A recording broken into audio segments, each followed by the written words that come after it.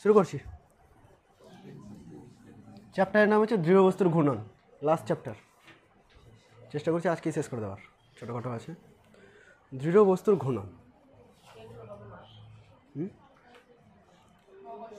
First সেমিস্টারে এগুলো নেই। আচ্ছা দেখ,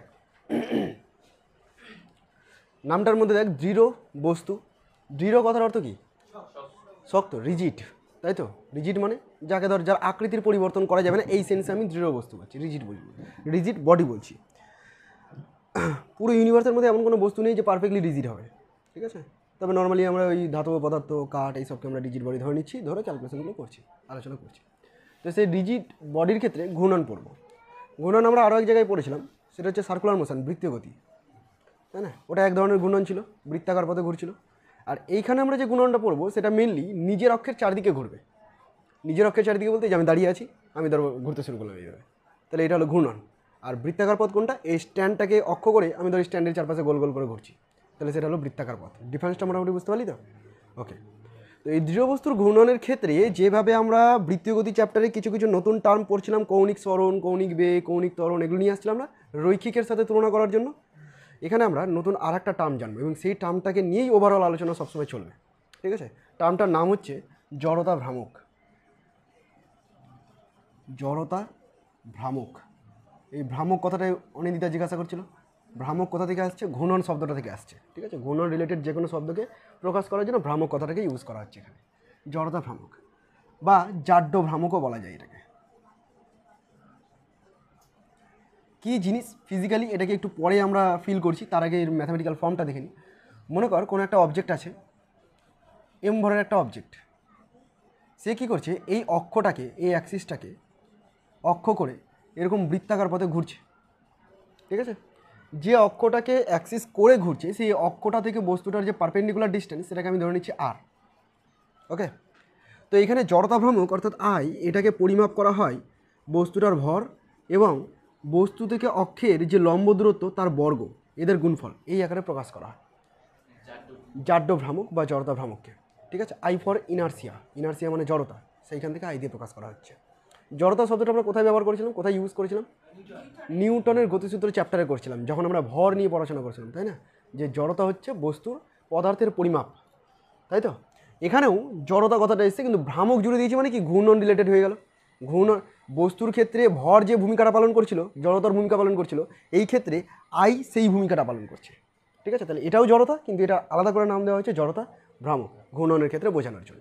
তো আমরা পরিমাপ করবো কী করে এটাকে? I equal to M R square, ঠিক আছে? এইভাবে আমরা পরিমাপ করব। এবার এই জিনিসটা আসলো কোথা থেকে? হঠাৎ করে তো আমি লিখে দিলাম, অ্যাকচুয়ালি আসলো কোথা থেকে সেটা একটুখানি আমরা দেখি। আমি এখানে একটা ছোট্ট বস্তু নিয়েছিলাম, এখন কি করছি? একটা বৃহৎ আকারের বস্তু নিয়ে নিচ্ছি, যেটা বৃত্তাকার পথে ঘুরছে। ওকে। এই বৃহৎ আকারের বস্তুটা অনেকগুলো পার্টিকেল নিয়ে তৈরি হয়েছে। মনে করো এখানে একটা পার্টিকেল, এখানে একটা পার্টিকেল, এরকম অনেকগুলো পার্টিকেল আছে। M1 ভর, M2 ভর, M3, M4 dot dot dot, এরকম অনেকগুলো পার্টিকেল নিয়ে পুরো বস্তুটা তৈরি হয়েছে। এবং এই বস্তুটা এক একটা পার্টিকেলের ব্যাসার্ধ এক এক রকম হবে না অক্ষ থেকে? এটা R1 ডিস্টেন্স হবে, তাই তো? অন্যটা হয়তো R2 হবে, এটার জন্য R3, এটার জন্য R4, এরকম পার্টিকুলার আলাদা আলাদা অক্ষ করে ঘুরছে। ওকে। এবার তুই কী করবি বলতো? তুই বের করবি এখানে গতিশক্তি, মোট কথা আবর্ত গতিশক্তি। আবর্ত কথার অর্থ ঘূর্ণন, তাই তো? এই যে ঘুরছে সেই ঘূর্ণনের জন্য এর মধ্যে একটা শক্তি আছে, তো ঘূর্ণন করছে তার মানে কি মোশন আছে এর মধ্যে, আর মোশন আছে মানে গতিশক্তি আছে। তো এই গতিশক্তিটাকে আলাদা করে নাম দেওয়া হয়েছে আবর্ত গতিশক্তি। এখানে কোনো রৈখিক সরণ হচ্ছে না, সোজা পথে যাচ্ছে না। যদি রৈখিক সরণ হতো তাহলে রৈখিক গতিশক্তিটাও থাকতো।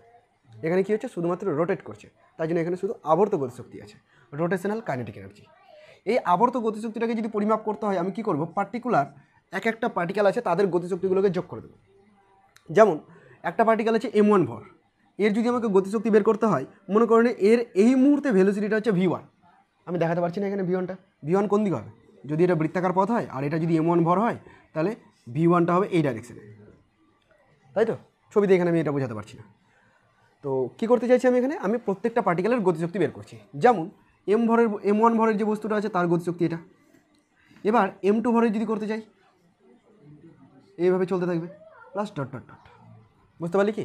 এই যে টোটাল শক্তিটা, এই সম্পূর্ণটাই তো ওর মধ্যে গতিশক্তি হিসেবে সঞ্চিত আছে, এটাকে আমরা আবর্ত গতিশক্তি বলছি। ওকে। মনে কর এই পুরো বস্তুটা যে বৃত্তাকার পথে ঘুরছে তার একটা কৌণিক বেগ আছে এবং সেই কৌণিক বেগটাকে আমি প্রকাশ করছি ওমেগা দিয়ে। কৌণিক বেগটা প্রত্যেকটা পার্টিকেলের জন্য কিন্তু একই, সবাই একই কৌণিক বেগে ঘুরছে। এই জন্য তো আমরা কৌণিক বেগ রাশিটাকে নিয়ে এসেছিলাম, যে ঘূর্ণনের ক্ষেত্রে সবার জন্য একটা ফিক্সড বেগ পেয়ে যায়। যেমন ফ্যানটা রোটেট করছে, এর প্রত্যেকটা পার্টিকেলের কৌণিক বেগটা সেম, কিন্তু প্রত্যেকটা পার্টিকেলের রৈখিক বেগ আলাদা আলাদা। যেমন ধর ফ্যান ঘুরছে, ফ্যানের এই একটা পার্টিকেল, এই একটা পার্টিকেল, এই পার্টিকেলটা যে সময় এখান থেকে এখানে ঘুরছে সেই সময় কিন্তু এই পার্টিকেলটা এখান থেকে এখানে আসছে, কিন্তু দেখ পরের যে পার্টিকেলটা সেটা বেশি দূরত্ব কভার করছে। তাহলে কম টাইমের মধ্যে বেশি দূরত্ব কভার করছে, তার মানে কি ওর ভেলোসিটি বেশি, বেগটা বেশি, তাই না? তাহলে এর রৈখিক বেগ বেশি, এর রৈখিক বেগ কম, কিন্তু এদের দুজনের কৌণিক বেগ একই। মানে যে টাইমে এ এখান থেকে এখানে পৌঁছালো সেই টাইমে ও এখান থেকে এখানে পৌঁছালো, দেখ দুজন একই কোণ উৎপন্ন করছে। বুঝতে পারলি ব্যাপারটা? তার মানে কৌণিক বেগটা একই। আমি কী করবো, ওই যে ভেলোসিটিগুলো রেখেছি রৈখিক বেগগুলো, এদেরকে সরিয়ে দিয়ে আমি এখানে কৌণিক বেগ নিয়ে আসবো। তো ভি আর কৌণিক বেগ অর্থাৎ ওমেগা, এদের মধ্যে রিলেশন মনে আছে তো, ভি ইকুয়াল টু ওমেগার, ভুলে গেছিলি নিশ্চয়ই, মনে ছিল? আচ্ছা, এগুলোই আমি এখানে বসাবো। হাফ m1, v1 জায়গায় কি লিখবো, ওমেগা আর ওয়ান, ওমেগা আর ওয়ান, ওমেগাকে 1 দিলাম না, কারণ প্রত্যেকটার ওমেগা তো একই, 1 2 দিয়ে আর কি প্রকাশ করবো। সিমিলারলি পরেরটা half m2 omega r2 plus dot dot dot, এরকমভাবে চলতে থাকবে। এখন পর্যন্ত কোনো সমস্যা নেই। এবার দেখ আমি করছি কি, হাফ রাখছি m1 r1 square plus m2 r2 square plus dot dot dot bracket close omega square. ভুল করেছি কিছু? একটু সাজিয়েছি শুধু। কেন এরকমভাবে সাজিয়েছি, আমি নিয়ে আসছি এই ফর্মে, হাফ এম ভি স্কোয়ার। কার ফর্মুলা? গতিশক্তি, পুরোটাকে গতিশক্তির ফর্মে নিয়ে আসবো। ওটা তো রৈখিক বেগ ছিল, আর এখানে কৌণিক বেগ আছে। তাহলে দেখ তুই কী পেলি, হাফ, এখানে একটা টার্ম পাচ্ছিস পুরো, এটাকে বলে দিচ্ছি আই ইন্টু ওমেগা স্কোয়ার। দেখতে একই লাগছে না? লাগছে? খেয়াল করে দেখ, ওইখানে গতিশক্তির ফর্মুলাতে এম যেখানে ছিল সেই জায়গাতে এখানে আই চলে এসছে। বোঝা গেল? তার মানে রৈখিক ক্ষেত্রে ভর যে ভূমিকাটা পালন করে, ওর যে কাজ, ঘূর্ণনের ক্ষেত্রে আয়ের সেই একই কাজ। ভর কী ভূমিকা পালন করে ওখানে? জড়তার পরিমাপ করে। মানে একটা বস্তু রেস্টে থাকতে চাই, গতিশীল থাকলে গতিশীল থাকতে চাই, এই যে প্রবণতাটাকে প্রকাশ করে, কে প্রকাশ করে? ভর প্রকাশ করে। ঘূর্ণনের ক্ষেত্রে এই প্রবণতাটাই প্রকাশ করবে কে? জড়তা ভ্রামক আই। মানে কোনো বস্তুর মধ্যে জড়তা ভ্রামক সবসময় কনস্ট্যান্ট থাকতে চায়, ও পরিবর্তন করতে চায় না। ডিফারেন্সটা বুঝতে ফিল করতে পারবি না। ভর যেমন ফিল করে নিচ্ছিস যে ভর হচ্ছে এই জিনিসটা পরিমাপ করা যায়, জড়তা ভ্রামককে তুই ফিল করতে পারবি না। এটা একটা ম্যাথামেটিক্যাল টার্ম, ঠিক আছে? এক্সপ্লেন করার জন্য, ওর সঙ্গে তুলনা করে সহজ করে বোঝার জন্য আমরা এই টার্মগুলোকে এর মধ্যে ঢুকিয়ে দিই। তাহলে এই যে রাশিমালাটা বেরোলো, এটাই হচ্ছে আবর্ত গতিশক্তি, হাফ আই ওমেগা স্কোয়ার। বুঝতে পেরেছিস? এবার এর সাথে রৈখিক গতিশক্তিও থাকতে পারে, হাফ এম ভি স্কোয়ারে চলে আসতে পারে যদি বস্তুটা রৈখিক গতি থাকে ওর মধ্যে। যেমন সাইকেলের চাকা যেমন রোটেট করে, ওর মধ্যে হাফ আই ওমেগা স্কোয়ার আছে, আবার সামনের দিকে যাই মানে হাফ এম ভি স্কোয়ার আছে। কী বলছিস বল? কে? একই কথা, আমি কাইনেটিক ওখানেই বলে দিলাম, বা কাইনেটিক একটা লিখলেই হলো, কে ই লিখতে পারিস। বোঝা গেছে ব্যাপারটা? তাহলে এই যে আইটা একটু খেয়াল কর, এই আইটার বদলে, মানে কার বদলে লিখেছি আইটাকে? আমি আইটাকে লিখেছি এটার বদলে, তাই না? এটার বদলে লিখেছি, প্লাস আরও পার্টিকেল আসবে। তো আমি শর্টে এটাকে এরকম লিখতে পারবো না, summation M I R I square. Summation তো শিখে গেছি আমরা, এটাকেই বলি জড়তা ভ্রামক। এটা অনেকগুলো পার্টিকেল ছিল, যদি একটা পার্টিকেল থাকে তাহলে শুধু এম আর স্কোয়ার, সেটাই আমি এখানে প্রকাশ করেছিলাম। জড়তা ভ্রামক একটা পার্টিকেলের জন্য এম আর স্কোয়ার, যদি অনেকগুলো পার্টিকেল থাকে তাহলে অনেকগুলো পার্টিকেলে যোগ করে দেবো। ওকে, আচ্ছা, নতুন টার্ম যখন পেয়ে গেছি জড়তা ভ্রামক, তাহলে তার একক জানতে হবে, মাত্রা জানতে হবে। তোরাই বলতে পারবি একক মাত্রা এখান থেকে দেখে। একক যদি বলি, প্রথমত এসআই পদ্ধতি, বল কী হবে? ভরের একক কি? কেজি, আর এটা মিটার স্কোয়ার। এই সিজিএস পদ্ধতি হয়ে গেল একই রকমভাবে, গ্রাম সেমি স্কোয়ার। ওকে, অসুবিধা নেই। মাত্রা যদি বের করতে হয়, dimension of I is equal to dimension of mass multiplied by dimension of radius তার স্কোয়ার, মানে এম এল স্কোয়ার T0 না লিখলেও চলবে, এম এল স্কোয়ার। খুব কঠিন তো নেই, বোঝা যাচ্ছে। জড়তা ভ্রামক টার্মটার সাথে পরিচিত হয়ে গেল। ওকে, এই জড়তা ভ্রামক যে মানটা, সেটা বস্তুর শেপের উপর ডিপেন্ড করে। বস্তুর শেপ যদি আলাদা হয় তাহলে জড়তা ভ্রামকের মানগুলো আলাদা আলাদা হবে। তো বিভিন্ন শেপের জন্য আমরা জড়তা ভ্রামকে যাবো, তার আগে কয়েকটা প্রয়োজনীয় তথ্য। নোট আমি তোদের এসে দিইনি, তোদের অসুবিধা হবে, একটু শুনে নে মুখে। প্রয়োজনীয় তথ্য তো প্রথমেই বলেছে যে জড়তা ভ্রামক শুধু বস্তুর ভরের উপর নির্ভরশীল নয়। খেয়াল কর, জড়তা ভ্রামক শুধুমাত্র বস্তুর ভরের উপর নির্ভরশীল নয়। কার উপর নির্ভরশীল? বস্তুর ভরটা থেকে ওই অক্ষটার লম্ব দূরত্বের বর্গের সাথে সমানুপাতিক হচ্ছে, তাহলে এটার উপরও ডিপেন্ড করছে, ঠিক আছে? কিন্তু রৈখিক ক্ষেত্রে জড়তা শুধুমাত্র ভরের উপর নির্ভরশীল। বোঝা গেল ডিফারেন্সটা? ওকে, 2 নম্বরে বলছে জড়তা ভ্রামক না স্কেলার রাশি না ভেক্টর রাশি। এটা একটা আলাদা ধরনের রাশি, ঠিক আছে, আমরা এটা নিয়ে ডিটেলসে হায়ার স্টাডি করবো, তখন পড়বো। টেন্সার মেনসার বলে অনেক টার্ম আসবে, এগুলো তখন আমরা পড়বো। ঠিক আছে, তো না এটা স্কেলার রাশি না ভেক্টর রাশি, কোনোটাই না, কোনোটার মধ্যেই আমরা এটাকে রাখবো না। জড়তা ভ্রামক বস্তুর ঘূর্ণন প্রতিরূপ, বস্তুর ভরের ঘূর্ণন প্রতিরূপ, ভরের ঘূর্ণন প্রতিরূপ। ঘূর্ণন প্রতিরূপ কথার অর্থ কী? ঘূর্ণন প্রতিরূপ কথার অর্থ হচ্ছে রৈখিক ক্ষেত্রে যে ভূমিকা পালন করে, ঘূর্ণন ক্ষেত্রে কে সেই ভূমিকাটা পালন করে। যেমন রৈখিক ক্ষেত্রে ভি ভেলোসিটি যে ভূমিকা পালন করে, কৌণিক ঘূর্ণনের ক্ষেত্রে কৌণিক বেগ ওমেগা সেই ভূমিকাটা পালন করে। তাহলে এরা দুজনের ঘূর্ণন প্রতিরূপ, বুঝতে পারছিস তো? সেরকম আইটা কার ঘূর্ণন প্রতিরূপ? এম, ভরের ঘূর্ণন প্রতিরূপ। বারবার এই কথাটাই বলছি আমি। 4 নম্বর পয়েন্টে বলেছে যে একক কৌণিক বেগে আবর্তনশীল বস্তুর জড়তা ভ্রামক বস্তুটির আবর্ত গতিশক্তির দ্বিগুণ। বুঝলাম না, আবার শুন। বলেছে যে একক কৌণিক বেগে গতিশীল, একক কৌণিক বেগ ওমেগার মান কত? 1। একক কৌণিক বেগে গতিশীল বস্তুর জড়তা ভ্রামক মানে আই, বস্তুটার কাইনেটিক এনার্জি আবর্ত গতিশক্তি তার দ্বিগুণ। তাই হচ্ছে না? মানে এই সমীকরণটা থেকেই ওমেগাটাকে 1 করে আই এর একটা ডেফিনেশন দিয়েছে। হয়েছে? বোঝা গেল কি বললাম? যে একক কৌণিক বেগে ঘূর্ণনশীল কোনো বস্তুর জড়তা ভ্রামক বস্তুটার আবর্ত গতিশক্তির দ্বিগুণ। হয়েছে? এই ছিল কয়েকটা প্রয়োজনীয় তথ্য। ওকে, এবার পড়ব কৌণিক ভরবেগ। যেভাবে আমরা ভর পড়েছিলাম, তারপরে ভরবেগ রাশিটা পড়েছিলাম এম ইন্টু ভি করে, তো এখানেও সেই রকম জড়তা ভ্রামক পড়লাম, আই পড়লাম, তারপরে আমরা পড়ব কৌণিক ভরবেগ। ভরবেগ মানে কী ছিল? রাশিমালাটা কী ছিল বলতো ভরবেগের? বলার একবার। P equal to M V. P দিয়ে আমরা ভরবেগ প্রকাশ করতাম আর এম ভি দিয়ে লিখতাম, তাই তো? লিনিয়ার কেস, সেখানে আমরা লিখতাম ভরবেগ P is equal to M V. তো আমি এখন করছি কৌণিক, তাই তো? কৌণিক ভরবেগ, কৌণিক ভরবেগকে প্রকাশ করা হয় এল দিয়ে। কৌণিক ভরবেগকে প্রকাশ করি আমরা এল দিয়ে, যা খুশি তাই দিয়ে প্রকাশ করতে পারিস, এটাই প্রচলিত, এল দিয়ে প্রকাশ করবো। তো এটার সাথে মিল কর, ঘূর্ণন প্রতিরূপ কে আসবে? আই, আর ভি এর ঘূর্ণন প্রতিরূপ কে আসবে? ওমেগা। এটাই হচ্ছে তোর কৌণিক ভরবেগ, আই ওমেগা। বোঝা গেছে? আচ্ছা, টর্ক রাশিটার সাথে পরিচিত হয়েছিলি? মনে পড়ছে বৃত্তীয় গতি চ্যাপ্টারে টর্ক পড়েছিলাম। টর্ক কার ঘূর্ণন প্রতিরূপ ছিল? আমার ফোর্স আর, হ্যাঁ তুই মানটা বলছিস, আমি বলছি কার ঘূর্ণন প্রতিরূপ। তুই ওটা রাশিমালা বলছিস না। যেভাবে জড়তা ভ্রামকটা এম এর ঘূর্ণন প্রতিরূপ, টর্ক কার ঘূর্ণন প্রতিরূপ? টর্ক ছিল বলের ঘূর্ণন প্রতিরূপ। রৈখিক ইন লিনিয়ার কেস বল যে ভূমিকাটা পালন করে, ঘূর্ণনের ক্ষেত্রে টর্ক সেই ভূমিকাটা পালন করে। ঠিক আছে, আমরা এখানে এই সব ঘূর্ণনকে ব্যাখ্যা করার জন্য টর্কের হেল্প নিই। তো টর্ক হচ্ছে সেই ভূমিকাটা পালন করবে। দেখ এই ক্ষেত্রে বল অর্থাৎ এফ, এটাকে ডিপিডিটি বলা যেত না? বলা যেত, বা এম ইন্টু ডিভিডিটি বলা যেত, বা এম ইন্টু এ বলা যেত। সবই তো একই জিনিস, একই জিনিস না, বলা যেত। তো এখানেও তাই করি আমরা, ওটা ফোর্স আছে আর এখানে কী করবো? টর্ক করবো। তো টর্ক যদি বের করতে হয়, টর্ককে আমরা প্রকাশ করি কী দিয়ে রে? টাও দিয়ে, তাই তো? এইভাবে লিখি, কেউ কেউ এইভাবে লিখে, বইয়ে সাধারণত এইভাবে টাও লেখা থাকে, এটা লিখলে আমি জানি না অ্যাকচুয়ালি কোনটা সঠিক, অভ্যাস হয়ে গেছে এটা লিখেই। টর্ক টাও ইজ ইকুয়াল টু কী করবো? ডিএলডিটি করবো, তাই না? ডিএলডিটি, বোঝা গেছে? কার রেসপেক্টে ডেরিভেটিভ করছি আমি? টি এর রেসপেক্টে। আই এর মধ্যে কোনো টি নেই, আই তো জড়তার ভ্রামক, ওর মধ্যে কোনো টাইম কিচ্ছু নেই, তাহলে ওর ডেরিভেশন হবে না, আইটা বাইরে থেকে গেল। কার ডেরিভেশন হবে? D omega TT. মিলছে না ওটার সাথে? দেখ প্রায় একই রকম হয়েছে। এবার আই ইন্টু আলফা লিখতেই পারিস তুই এটাকে। এই যে ডি ওমেগা ডিটি, এটা মানে কি? কৌণিক ত্বরণ, কৌণিক ত্বরণ আলফা। মনে পড়ছে এগুলো সব? ব্যাস, তো এই সব জিনিসগুলোকে তুলনা করে আমি শুধু মনে রাখবো, tau equal to DL DT equal to I alpha. এবার রৈখিক ভরবেগের সংরক্ষণ সূত্র মনে পড়ছে? রৈখিক ভরবেগের সংরক্ষণ সূত্র মনে পড়ছে? দেখ আজকে খুব সুন্দর একটা এক্সাম্পল দেবো তোদের। এক্সাম্পলটা আমি করে দেখাতে পারবো না, অ্যাকচুয়ালি দেখাতে পারবো না, এখন ওই ইনস্ট্রুমেন্টটা নেই।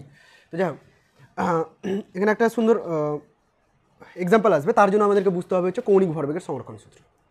ওইখানে রৈখিক ভরবেগের সংরক্ষণ সূত্র পড়েছিলাম। রৈখিক ভরবেগের সংরক্ষণ সূত্র এরকম ছিল যে বাইরে থেকে যদি কোনো বল প্রযুক্ত না হয়, মানে বাহ্যিক বল যদি না কাজ করে, তাহলে বস্তুর রৈখিক ভরবেগ সংরক্ষিত থাকে। সেটার উপর ডিপেন্ড করি তো আমরা স্থিতিস্থাপক সংঘর্ষ করছিলাম, তাই না? তারপরে ওই বন্দুক থেকে গুলি বেরিয়ে যাচ্ছিল, বোমা বিস্ফোরণ, এত কিছু করেছিলাম না? এগুলোতে কী করেছিলাম? ভরবেগকে সংরক্ষিত করেছিলাম। বাইরে থেকে কোনো ফোর্স কাজ করছিল না, যা ফোর্স ছিল সব ইন্টারনাল ফোর্স ছিল। এখানেও সেরকম, বাইরে থেকে যদি কোনো টর্ক ক্রিয়াশীল না হয়, if there is no torque, tau is equal to 0 যদি হয়, দেন তুই বলতে পারিস যে ডিএলডিটি ইজ ইকুয়াল টু 0, বলতে পারিস এটা। আচ্ছা, ডেরিভেটিভের সাথে তোরা পরিচিত নেই, তবুও আমি একবার বলছি শুনে নে। এরকমভাবে যদি কোনো টার্মের ডেরিভেটিভ 0 হয়ে যায়, তার মানে সেই টার্মটা কনস্ট্যান্ট। কার ডেরিভেটিভ করেছি আমি? এল এর করেছি, কৌণিক ভরবেগের। কৌণিক ভরবেগের ডেরিভেটিভ কত হয়েছে?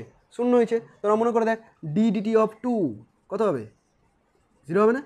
আর D DT of T square যদি করতাম তাহলে এটা হতো 2t, মনে পড়ছে? তো কোনো কনস্ট্যান্টের ডেরিভেটিভ করলে 0 হয়, তো এখানে ডেরিভেটিভ যদি 0 চলে আসে, ডেরিভেটিভ 0 কেন হলো? টাওকে 0 করেছি তার জন্য। এটা যদি 0 হয়ে যায় তাহলে এলকে কনস্ট্যান্ট বলতে পারিস, বা এত কিছু গল্প বাদ দিয়ে এমনি ফর্মুলা হিসেবে মনে রেখে দিবি, সূত্র হিসেবে মনে রেখে দিবি যে বাইরে থেকে কোনো টর্ক কাজ না করলে কোনো বস্তুর কৌণিক ভরবেগ সংরক্ষিত থাকে, এল ইকুয়াল টু কনস্ট্যান্ট থাকবে, ঠিক আছে? আচ্ছা, এই এলটাকেই তো আমি আই ওমেগা বলেছিলাম রে, এলটাকে তো আই ওমেগা বলেছিলাম, তাই না? তার মানে আই ওমেগা কনস্ট্যান্ট থাকছে, সমস্যা নেই এতদূর পর্যন্ত। দেখ এখান থেকে খুব সুন্দর জিনিস ব্যাখ্যা করা যাবে। আই ওমেগা কনস্ট্যান্ট, তো মনে কর কোনো একটা বস্তুর প্রথম দিকে জড়তা ভ্রামক ছিল I1 এবং তার কৌণিক বেগ ছিল ω1, ঠিক আছে? ওর উপর আমি কোনো ফোর্স অ্যাপ্লাই করিনি, তার জড়তা ভ্রামককে চেঞ্জ করে দিলাম কোনোভাবে। জড়তা ভ্রামককে চেঞ্জ করা যায়, কীভাবে চেঞ্জ করা যায় আমি দেখাবো তোদের। জড়তা ভ্রামককে চেঞ্জ করা যায়, তো জড়তা ভ্রামক যদি চেঞ্জ করে দিই আর এই মানটাকে যদি কনস্ট্যান্ট থাকতে তাহলে ওমেগাটাও চেঞ্জ হয়ে যাবে, তা নাহলে গুণফল কী করে সমান হবে বল, বুঝলি কি না? কোনো একটা বস্তু তার কৌণিক ভরবেগ I1 × ω1 ইনিশিয়ালি এটা আছে, ঠিক আছে? কোনোভাবে আমি তার জড়তা ভ্রামককে চেঞ্জ করে দিলাম, কীভাবে চেঞ্জ করলাম পরে বলছি। কোনোভাবে I1কে চেঞ্জ করে দিলাম, তাহলে তার কৌণিক ভরবেগ কৌণিক বেগটাও চেঞ্জ হয়ে যাবে। কেন কৌণিক বেগটা চেঞ্জ হবে? কারণ I2 আর এটার গুণফলটা এটা গুণফলের সমান হতে হবে, এদের মধ্যে একটা চেঞ্জ হয়েছে মানে অটোমেটিক অন্যটাও চেঞ্জ হয়ে যাবে, বোঝা গেছে এইটুকু? এবার কী করে জড়তা ভ্রামককে চেঞ্জ করা যায়? জড়তা ভ্রামককে অনেক রকমভাবে চেঞ্জ করা যায়। জড়তা ভ্রামক মানে ওর মধ্যে আছে ভর, মিটিয়ে দিয়েছি, হ্যাঁ মিটিয়ে দিয়েছি, ওর মধ্যে আছে ভর আর ওর মধ্যে আছে দূরত্বের স্কোয়ার, তাই না? আমি দূরত্বকে ছোটো বড়ো করতে পারি, তো আমার ইচ্ছে আমি করতে পারি দূরত্বকে ছোটো বড়ো। আচ্ছা, এখানে I1টাকে রিপ্লেস করে এরকম লিখতো mR1² ω1, আর এটাকে লিখ mR2² ω2, পারবি লিখতে এরকম? ওকে, এম একই রেখে দিচ্ছি, মানে এর কোনো পরিবর্তন হচ্ছে না, ভর তো সেমই আছে। তাহলে কী পাচ্ছিস দেখ, R1² ω1 = R2² ω2 পাচ্ছিস তো? অথবা তুই বলতে পারিস যে R² ω এটা কনস্ট্যান্ট, একই কথা, এগুলোর মানে একই, বোঝা গেল কি না? বা এখান থেকেও বলে দিতে পারতাম যে mR² ω, তার মানে কি R² ω কনস্ট্যান্ট, একটা বললেই হলো। তো এই যে R² ω কনস্ট্যান্ট, এখান থেকে দেখ খুব সুন্দর একটা এক্সাম্পল পাওয়া যায়। আমি তোদের এখন করে দেখাতে পারবো না, তাই আমি ভিডিও দেখিয়ে দিচ্ছি, ভিডিও দেখে নিবি তোরা। ওইখানে দেখ, যদি আর এর মানটাকে আমি কমিয়ে দিই তাহলে ওমেগার মানটা কিন্তু বেড়ে যাবে, কারণ গুণফলটাকে কনস্ট্যান্ট হতে হবে। গুণফলটা মনে কর 10 আছে, আমি আর এর মান কমিয়ে দিলাম, তাহলে ওমেগা কী হতে হবে? বেড়ে যেতে হবে। আমি যদি আর এর মান বাড়িয়ে দিই তাহলে ওমেগা কী হবে? কমে যাবে।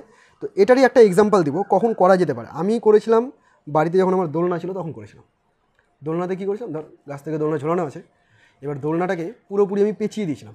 বাচ্চাদের হয় না, বাচ্চাদের বসিয়ে দিয়ে আমরা ঘুরিয়ে দিয়ে এরকমভাবে ছেড়ে দিয়ে রোটেট করতে থাকে, তো ওইরকমভাবে ওটার মধ্যে বসে আমি পুরোপুরি একদম পেঁচিয়ে ঘুরিয়ে রেখেছিলাম।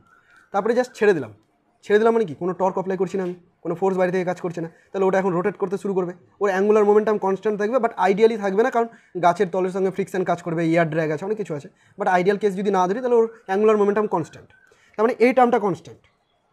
এবার আমি বসেছিলাম হচ্ছে দোলনাটার উপর, চুপচাপ ভেবে ধর বসে আছি, ঠিক আছে? তাহলে আমার যে মাস পার্টিকেল, আমার এক একটা কণা দিয়ে যে তৈরি আমি, সেই কণাটা আমার অ্যাক্সিস তো এইটা, আমি এর সাপেক্ষে এইভাবে রোটেট করছি, তাই না? তাহলে আমার অ্যাক্সিস সাপেক্ষে যে পার্টিকেলগুলো যতটা দূরে আছে, আমি যদি হাতটাকে দূরে করে দিই, পার্টিকেলগুলো দূরে চলে যাবে না? ডিস্ট্রিবিউশনটা বেড়ে গেল। এবার পার্টিকেলগুলোকে যদি দূরে করে দিই, আর এর মান বেড়ে গেল, আর এর মান যদি বেড়ে যায় তাহলে ওমেগা কমে যাবে, আমার স্পিড কমে গেছিলো। আমি যে স্পিডে ঘুরছিলাম সেই স্পিডে আর ঘুরছি না, কমে গেলাম। আবার হাতটাকে যখন কাছে নিয়ে চলে আসবো আবার স্পিড বেড়ে যাবে। খুব ভালো লক্ষ্য করা যাবে, যদি বাড়িতে দোলনা থাকে তাহলে করে দেখতে পারিস। আর আরও সুন্দরভাবে এক্সাম্পল করা যাবে, রোটেটিং চেয়ারগুলো থাকে না, রোটেটিং চেয়ারেও করতে পারি, কিন্তু রোটেটিং চেয়ার বেশিক্ষণ রোটেট করে না, এই জন্য সমস্যা।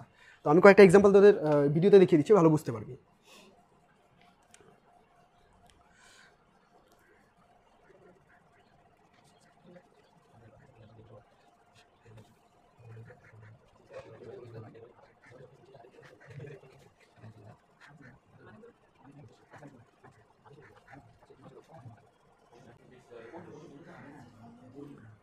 আচ্ছা দেখিস,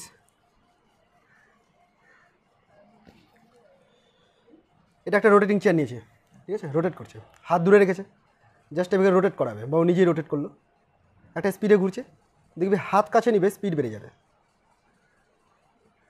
পারলো? রিয়েল লাইফ এক্সাম্পল বোঝা যাচ্ছে তো? তোরাও নিজেরা করবে, আবার হাত দূরে করবে, স্পিড কমে যাবে, ম্যাচ করলো না? রিয়েল লাইফের সাথে ম্যাচ করছে তো, এটাই ম্যাথমেটিক্সের গুণ, যে ম্যাথমেটিক্স মানেই হচ্ছে রিয়েল লাইফের সাথে ম্যাচ করানো। এরকম অনেক এক্সাম্পল আছে, তোরা ইউটিউবে সার্চ করতে পারিস।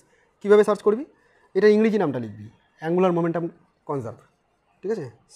তো ওর এক্সপেরিমেন্ট দেখাবে। এখানে আরেকটা এক্সপেরিমেন্ট আছে, এটাও সুন্দর। এটা যে কীভাবে তৈরি করেছে কে জানে।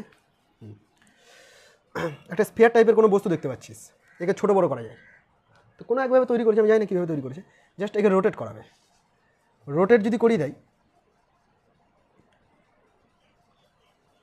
কিছু একটা স্পিড দিল, এবার একে ছোটো যদি করে দেয় তার মানে কি রেডিয়াসটা কমে যাবে, আর রেডিয়াস কমে গেলে কী হবে, স্পিড বেড়ে যাবে, ওমেগা বেড়ে যাবে। দেখিস ওমেগাটা বেড়ে যাবে।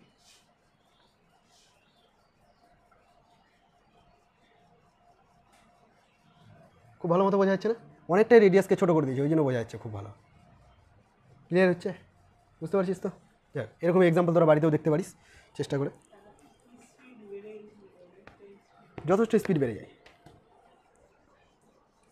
তো অ্যাঙ্গুলার মোমেন্টাম কনস্ট্যান্ট বুঝতে পারলি। আচ্ছা, এর আরও সুন্দর সুন্দর এক্সাম্পল আছে, আমি তোদেরকে এক্সাম্পল দিচ্ছি, শোন। কী বলো ওদেরকে, আরে পুতুলের মতো ড্রেস পরে নেয় মেয়েগুলো, দিয়ে নাচ করে না, পা এরকমভাবে দাঁড় করে রাখে, এইরকমভাবে, মানে একটা পায়ের উপর দাঁড় করে থাকে, আঙুলের উপর দাঁড়িয়ে থাকে যত সম্ভব, আর দিয়ে রোটেট করতে থাকে, ঘুরতে থাকে। বেলি ড্যান্স করা ওটা একটা আলাদা।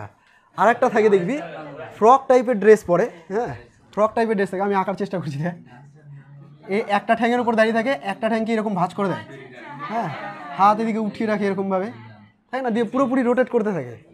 তো ওদের ক্ষেত্রে, হ্যাঁ যাই হোক করে, তো ওদের ক্ষেত্রে এই কনসেপ্টটাই কাজ করে।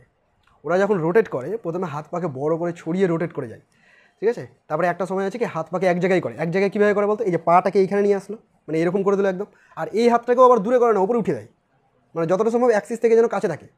তো অ্যাক্সিস থেকে কাছে থাকে মানে কি রেডিয়াস কমে গেল, আর যেই রেডিয়াস কমে যাবে ওদের স্পিড বেড়ে যায়, মন করে ঘুরতে শুরু করে। আমাদের মনে হয় যেন কত স্পিডে না ঘুরছে শক্তি দিয়ে, শক্তি ও দিচ্ছে না, ওর শক্তি বাইরে থেকে কিছু লাগছে না, ওকে শুধু প্র্যাকটিসটা করতে হচ্ছে।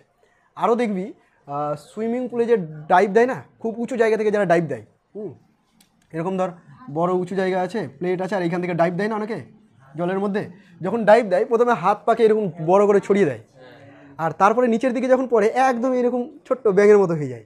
কেন হয়ে যায় বলতো, ওই যে ছোট্ট হয়ে যায়, রেডিয়াসটা কমে যায়, স্পিড বাড়তে থাকে, একদম বনবন করে ঘুরতে থাকে না বনবন করে, তারপরে জলে ঢোকার সময় আবার সোজা হয়ে যায়, সেটা আলাদা, ওগুলো প্র্যাকটিসের প্রয়োজন আছে।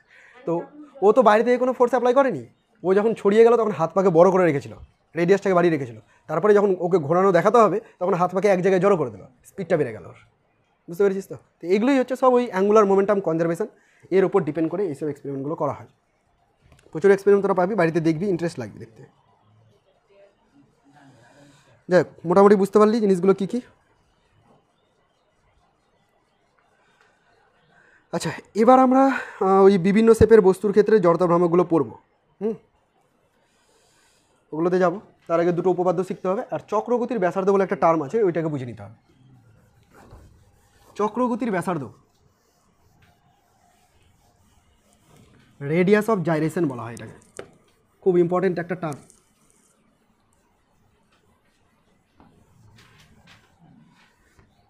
দেখ, একটা বৃহৎ আকারের বস্তু নিয়েছি, M1 particle, M2 particle, M3 particle, dot dot dot, অনেকগুলো পার্টিকেল আছে, ওকে। আর একটা অ্যাক্সিস অফ রোটেশন আছে, এই অ্যাক্সিসটাকে নিয়ে ও রোটেট করছে এইভাবে, এরকম বৃত্তাকার পথে ঘুরছে। বুঝতে পারছিস নিশ্চয়ই? তো দেখ, প্রত্যেকটা পার্টিকেলের রেডিয়াস তো আলাদা আলাদা বলেছিলাম আমি, এরকমভাবে প্রত্যেকটা পার্টিকেল আছে। তো আমি যদি মোমেন্ট অফ ইনার্সিয়া লিখতে চাই টোটাল অবজেক্টটার, তাহলে আমাকে লিখতে হবে এরকমভাবে সামেশন MI/RI স্কোয়ার, তাই তো, বা M1R1 square plus M2R2 square plus dot dot dot something করতে হবে। এবার আমি কি করব, আমি এই পুরো বস্তুটাকে না একটা পয়েন্ট অবজেক্ট হিসেবে ইমাজিন করব। কোথায় ইমাজিন করবো পয়েন্ট অবজেক্ট হিসেবে? এখানে, এখানে, এখানে, এখানে, কোথায় ইমাজিন করবো? তো এমন একটা পয়েন্টে ইমাজিন করবো যাতে করে ওই পয়েন্টের রেসপেক্টে টোটাল মাসটার মোমেন্ট অফ ইনার্সিয়া এটাই হবে, ঠিক আছে। তো যে ডিস্টেন্সে আমাকে এটা ইমাজিন করতে হবে সেই ডিস্টেন্সটাকে বলা হয় চক্রগতির ব্যাসার্ধ। ক্লিয়ার হলো আমার কথা? মনে করেন টোটাল যে ভরগুলো আছে, অর্থাৎ M1, M2, M3, এই টোটাল ভরটা হচ্ছে ক্যাপিটাল M। আমি সমস্ত ক্যাপিটাল এমকে কোথায় ইমাজিন করলাম? পি পয়েন্টে ইমাজিন করলাম। দূরত্বটা কত? কে। তাহলে ওই পি পয়েন্টে এম ভরের জন্য কে দূরত্বে জড়তা ভ্রামক কত হবে? MK square. আর এটাই তো এটা, বুঝতে পারলি কি না? প্রথমে আমি আলাদা আলাদা পার্টিকেলের জন্য জড়তা ভ্রামক বের করেছি। এবার আমি করলাম কি, যে সমস্ত বৃহৎ আকারের একটা বস্তু আছে, পৃথিবীর সমান একটা বড় বস্তু আছে, ওকে জাস্ট একটা পয়েন্টে আমি ইমাজিন করবো। তো কোন পয়েন্টে ইমাজিন করবো? অ্যাক্সিস থেকে কতটা দূরে ইমাজিন করবো? অ্যাক্সিস থেকে কে দূরে আমি ইমাজিন করলাম। তাতে করে কী হলো? জড়তা ভ্রামকটা একই হবে, তবে ওই দূরত্বটাকেই বলবো আমরা চক্রগতির ব্যাসার্ধ। বুঝতে পারলি? তাহলে আমি কী করেছি, দেখ, পুরো বস্তুটার এম ভর নিয়েছি, কে দূরত্ব মনে করে নিয়েছি, তাহলে তার জড়তা ভ্রামক MK স্কোয়ার। আবার আলাদা আলাদা পার্টিকেল করতে গেলে জড়তা ভ্রামক এটা, দুটো ইকুয়াল হবে। তো এখান থেকে তুই কিন্তু কে স্কোয়ারটাকে ডিরেক্ট বের করতে পারবি। কে স্কোয়ার মানে হচ্ছে summation MI/RI square by capital M. আবার এখানে সামেশন MI আর এমটাকে কেটে দিস না, তোর মনে হতে পারে সামেশন MI যোগ করলেই তো ক্যাপিটাল এম হয়ে যায়, এ একা নেই, ওর সাথে আড়াইটাও আছে, ওকে বাদ দিয়ে দিবি কেন, রাগ করবে না, বাদ দিবি না। স্কোয়ারটাকে যদি সরিয়ে দিস তাহলে এখানে রুট ওভার হয়ে যাবে একটা, মুখস্থ রাখার দরকার নেই, এটা মনে থাকবে তোর, এটা খুব একটা কঠিন জিনিস নেই, তাই তো? বোঝা গেছে চক্রগতির ব্যাসার্ধ? আমরা আলাদা আলাদা করে চক্রগতির ব্যাসার্ধ বের করবো, প্রত্যেকটা অবজেক্ট আসবে বের করবো। তো ওই সব জিনিসগুলো বোঝার জন্য তোকে দুটো উপপাদ্য জানতে হবে, একটাকে বলি আমরা সমান্তরাল অক্ষ উপপাদ্য, আর একটাকে বলি লম্ব অক্ষ উপপাদ্য। উপপাদ্য নাম শুনে ভয় পেয়ে যাস না, ওই ক্লাস 10-এর মতো উপপাদ্য না, ঠিক আছে? জাস্ট একটা বিবৃতি, 2 লাইনের বিবৃতি। প্রথম উপপাদ্যটা হচ্ছে সমান্তরাল অক্ষ উপপাদ্য। সমান্তরাল অক্ষ উপপাদ্য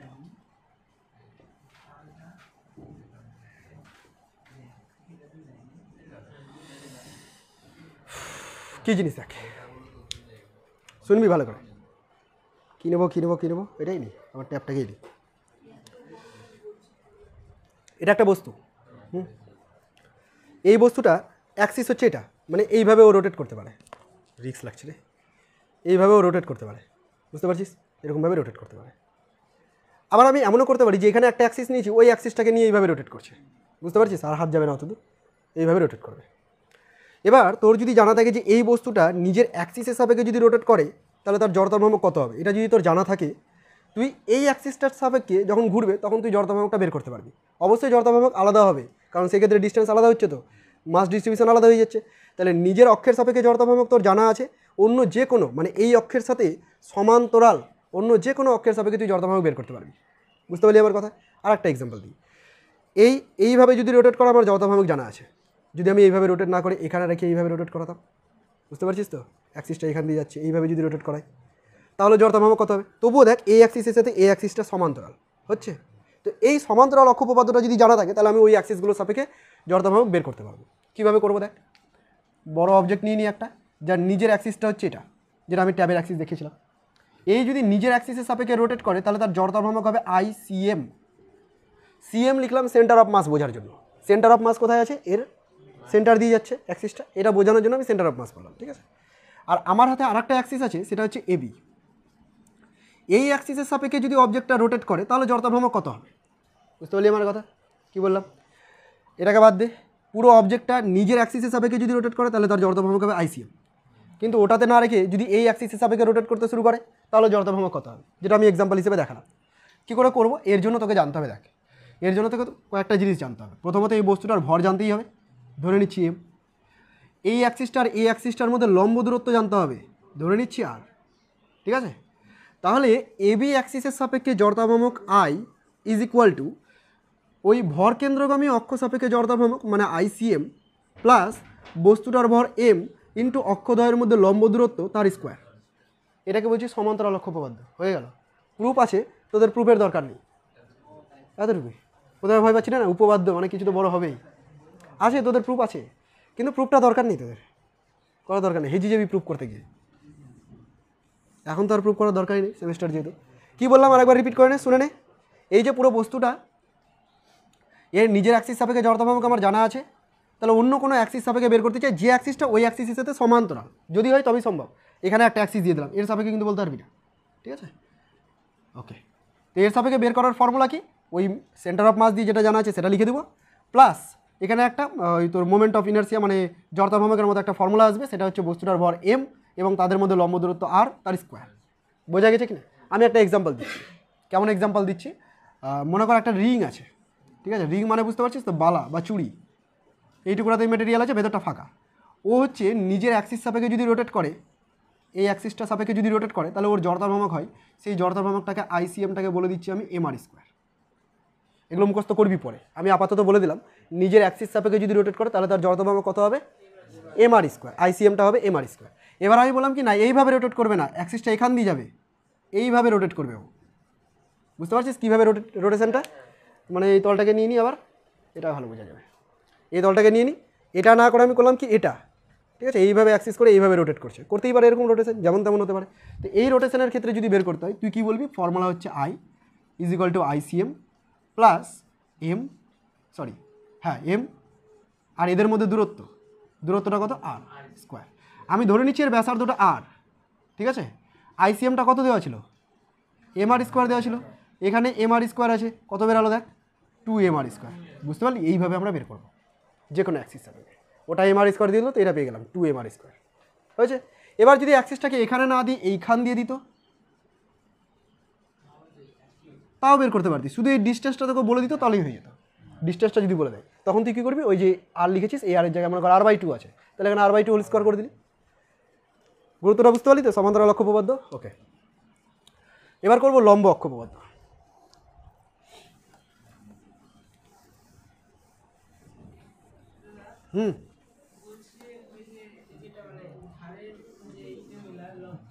অক্ষটা তবুও হবে, তুই এখানে কোনো একটা অক্ষ নিবি বলছিস, তখন আটটা আলাদা হয়ে যাবে, তখন আর 2m r স্কোয়ার হবে না। ধর অক্ষটা এখানে নিয়ে নিছি, ওখানে লেগে নেই, তাহলে এখানে তো আইসিএম হচ্ছেই m r স্কোয়ার, আইসিএমটা ওটাই আছে, আইসিএম নিজের অক্ষের সাপেক্ষে m r স্কোয়ার, এইটা চেঞ্জ হবে, এখান থেকে এত দূর ডিস্টেন্সটাকে ক্যাপিটাল আর বলে দিচ্ছি, তাহলে এটা হয়ে গেল ক্যাপিটাল আর স্কোয়ার। এবার যা আসবে সেই অনুযায়ী ক্যালকুলেশন হবে, ডিস্টেন্স যেমন থাকবে। হ্যাঁ, লম্ব অক্ষ উপপাদ্য এগুলো কাজে লাগবে, বুঝলি? এগুলো দিয়ে প্রবলেম তো দিবে উল্টোপাল্টা করে। লম্ব অক্ষ উপপাদ্য, 3 ডাইমেনশনাল একটা অবজেক্ট, 2 ডাইমেনশনাল বোর্ডের দ্বারা বোঝানো যাবে না। মনে করো একটা পাথর আছে, এর 3টা দিক আছে তো, X axis, Y axis, Z axis. Z অ্যাক্সিসটা বুঝতে পারছিস কীভাবে আছে? আমার এই ঘরটাকে ইমাজিন করলে খুব ভালো হবে। এদিকটা এক্স অ্যাক্সিস, তাই না, উপরটা ওয়াই অ্যাক্সিস, আর এই দিকটা জেড অ্যাক্সিস। এইখানে আমি আছি, আমি একটা পাথর, আমাকে ইমাজিন করে না, ঠিক আছে? আমার রোটেশন করাচ্ছিস মনে কর কীভাবে, এটা এক্স অ্যাক্সিস আছে তো, এক্স অ্যাক্সিস হিসাবে আমি রোটেট করছি, মানে এটা হলো এক্স অ্যাক্সিস, পুরো অবজেক্টটা এই অ্যাক্সিসের সাপেক্ষে রোটেট করছে, এই অ্যাক্সিসটাকে নিয়ে রোটেট করছে, এটা এক্স অ্যাক্সিস, আর এইটা হচ্ছে সেই বস্তুটা এইভাবে রোটেট করছে, ঠিক আছে? তাহলে একটা জড়তা ভ্রামক পাওয়া যাবে না? সেই জড়তা ভ্রামকটাকে আমি বলে দিচ্ছি আই এক্স, কোন অ্যাক্সিসের সাপেক্ষে? এক্স অ্যাক্সিসের সাপেক্ষে। সিমিলারলি ওয়াইয়ের রেসপেক্টও করতে পারে, এখানে আমি একটা ওয়াই অ্যাক্সিসকে ইমাজিন করে নিয়েছি, বস্তুটা এইভাবে ঘুরছে, হতেই পারে, তো সেই ক্ষেত্রে যদি ঘুরে তার একটা জড়তা ভ্রামক পাবো আই ওয়াই। একই রকমভাবে জেড অ্যাক্সিস সাপেক্ষে, জেড অ্যাক্সিস কোন দিকে আছে রে? এই দিকে আছে, বস্তু এরকমভাবেও ঘুরতে পারে, তো তার সাপেক্ষে যদি জড়তা ভ্রামক ধরি আমি আই জেড, তাহলে এদের মধ্যে একটা রিলেশন প্রমাণ করা যায়। সেই রিলেশনটা হচ্ছে এইরকম, যে I Z is equal to I X plus I Y. এটাই হচ্ছে লম্ব অক্ষ উপপাদ্য। কী প্রমাণ করা যায়? জেড অ্যাক্সিস সাপেক্ষে জড়তা ভ্রামক is equal two x Axis সাপেক্ষে জড়তা ভ্রামক প্লাস ওয়াই অ্যাক্সিস সাপেক্ষে জড়তা ভ্রামক। বোঝা গেছে? এখন এই অ্যাপ্লিকেশন যখন করবো খুব সুন্দরভাবে বুঝিয়ে যাবি তোরা। আচ্ছা, বইটা খোল একটু, বইয়ে একটা চার্ট দেওয়া থাকবে তোদের, দৃঢ়তা উল্টা অর্থ উল্টা, পেজ উল্টা, হ্যাঁ, ওই যে ওই চারটা নিচের দিকে।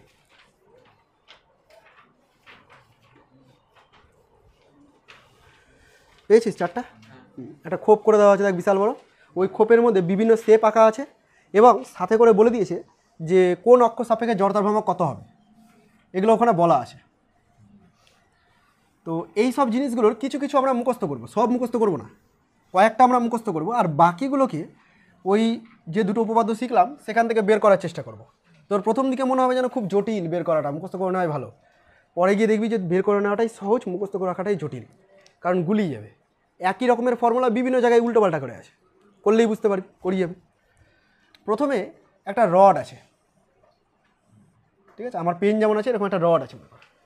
এবার বস্তুটা মানে রডটা যদি এই অক্ষ সাপেক্ষে ঘুরতে থাকে, কোন অক্ষ? ভর কেন্দ্রগামী লম্ব অক্ষ। লম্ব অক্ষ কেন বললাম? কারণ ভর কেন্দ্রগামী তো এই অক্ষটাও হতে পারে, এটাও তো ভর কেন্দ্র দিয়ে গেছে।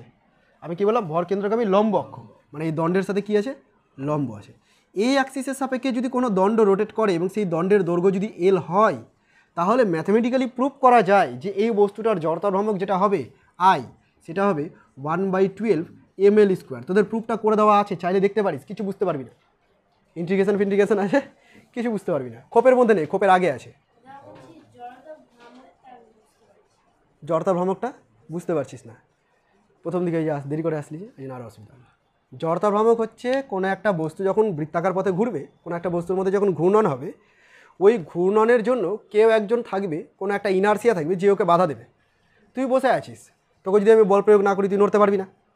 তোকে যখন বল প্রয়োগ করবো, তুই আমার বিরুদ্ধে একটা বল প্রয়োগ করি, বাধা দিবি। এই বাধাটা দিবি কোন প্রকৃতির জন্য? তোর মধ্যে কিছু ভর আছে, এই ভরটা হচ্ছে তোর জড়তা, এই জড়তার জন্য তুই আমাকে বাধা দিবি।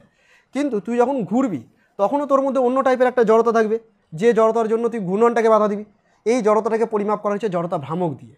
আর এই জড়তা ভ্রামকটা হচ্ছে একটা ম্যাথমেটিক্যাল টার্ম যাকে আমরা আই দিয়ে প্রকাশ করছি এবং এটাকে ক্যালকুলেট করার নিয়ম এমআর স্কোয়ার। বুঝতে পারলি কথাটা? এইটুকু শুধু মনে রাখবো যে জড়তা ভ্রামক ভরের মতোই একটা টার্ম ঘূর্ণনের ক্ষেত্রে, যাকে আমরা এমআর স্কোয়ার দিয়ে পরিমাপ করি। আচ্ছা, তাহলে এটা যেহেতু একটা বিস্তৃত বস্তু, আমরা এমআর স্কোয়ার ফর্মুলাটা পয়েন্ট মাসের ক্ষেত্রে করেছি। ঠিক আছে, একটা ছোট্ট বিন্দু পার্টিকেল যদি হয় আর দূরত্ব থেকে, তার ক্ষেত্রে এমআর স্কোয়ার। এটা তো আর বিন্দু পার্টিকেল না, এটা বৃহৎ আকারের একটা বস্তু, একটা রড আছে। এই রডটা যদি এরকমভাবে রোটেট করতে থাকে নিজের অক্ষের চারিদিকে, তাহলে এর জন্য যে জড়তা ভ্রামক হবে সেটা ক্যালকুলেশন করলে বেরাবে 1/12 এমআর স্কোয়ার। এটা আমি মুখস্থ করে নেবো। ঠিক আছে, এটা মুখস্থ করে নিবি, 1/12 ml স্কোয়ার, ডিস্টেন্স যেটা থাকবে তার। আচ্ছা, যদি এটা তোর জানা থাকে, এটা যদি মুখস্থ থাকে, এবার তোকে আমি বললাম এরকম যে এই রডটার প্রান্তবিন্দুগামী লম্ব অক্ষ সাপেক্ষে বের করো। কোন বিন্দু? প্রান্তবিন্দুগামী, প্রান্তবিন্দু দিয়ে গেছে এবং লম্বভাবে আছে। এই অক্ষের সাপেক্ষে জড়তা ভ্রামক, মানে রোটেশনটা কেমন বলতো? এটা হচ্ছে অ্যাক্সিস, এটা হচ্ছে রড, এইরকমভাবে রোটেট করতে পারে না? এরকম রোটেট করছে, এইভাবে রোটেট। তো এর ক্ষেত্রে যদি রোটেশন করে তাহলে জড়তা ভ্রামক কত হবে? তোর এটা মুখস্থ আছে, তুই এবার পেয়ে যাবি। তুই খুঁজবি এর মধ্যে যে এমন কোনো অ্যাক্সিস আছে যে অ্যাক্সিস বরাবর আমি জড়তা ভ্রামক জানি, তুই পেয়ে যাবি যে এই অ্যাক্সিস বরাবর আমি জানি, যাকে আমি আইসিএম বলি, তাই না? এটা কত জানি আমি? 1/12 ml স্কোয়ার, এটা আমি জানি। আর এই অক্ষের সাথে এই অক্ষটা কী দেখতে পাচ্ছিস? সমান্তরাল না লম্ব? সমান্তরাল দেখতে পাচ্ছিস। আচ্ছা, তাহলে সমান্তরাল যদি হয় তাহলে আইএবি বের করতে চাইছি আমি। কী করে বের করতে হয়? আইসিএম লিখতে হয় প্রথমে, তারপরে বস্তুটার ভর লিখতে হয়, আর এই অক্ষ দুটোর মধ্যে দূরত্ব দেখতে হয়। বলতো অক্ষ দুটোর মধ্যে দূরত্ব কত?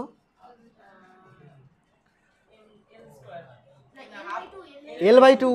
পুরোটা এল আছে, তাহলে এটা অর্ধেক, L/2। কী হলো? ক্লিয়ার হলো? ক্লিয়ার। আইসিএম তো জানিসই, বসিয়ে দেয় এখানে 1/12 ml square plus 1/4 ml square. যোগ করতে পারবি? এটাকে 3/12 লেখা যাবে না? 3/12, তো 3 আর 1 4/12, মানে 1/3। তোরা নিজেদের মতো যোগ করে নিবি, বুঝতে পারলি না?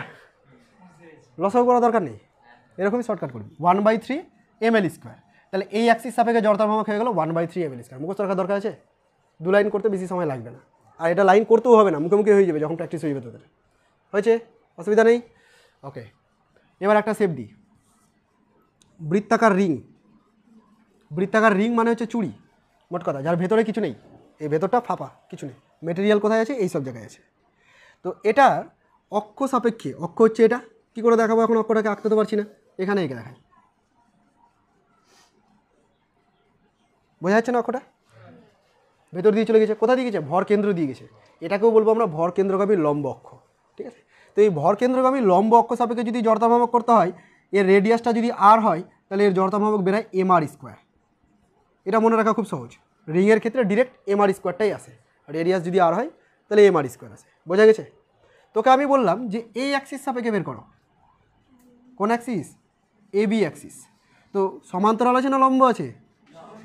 তাহলে সমান্তরাল অক্ষ উপপাদ্য, তার মানে আইএবি যদি আমাকে বের করতে হয় আমি লিখবো আইসিএম।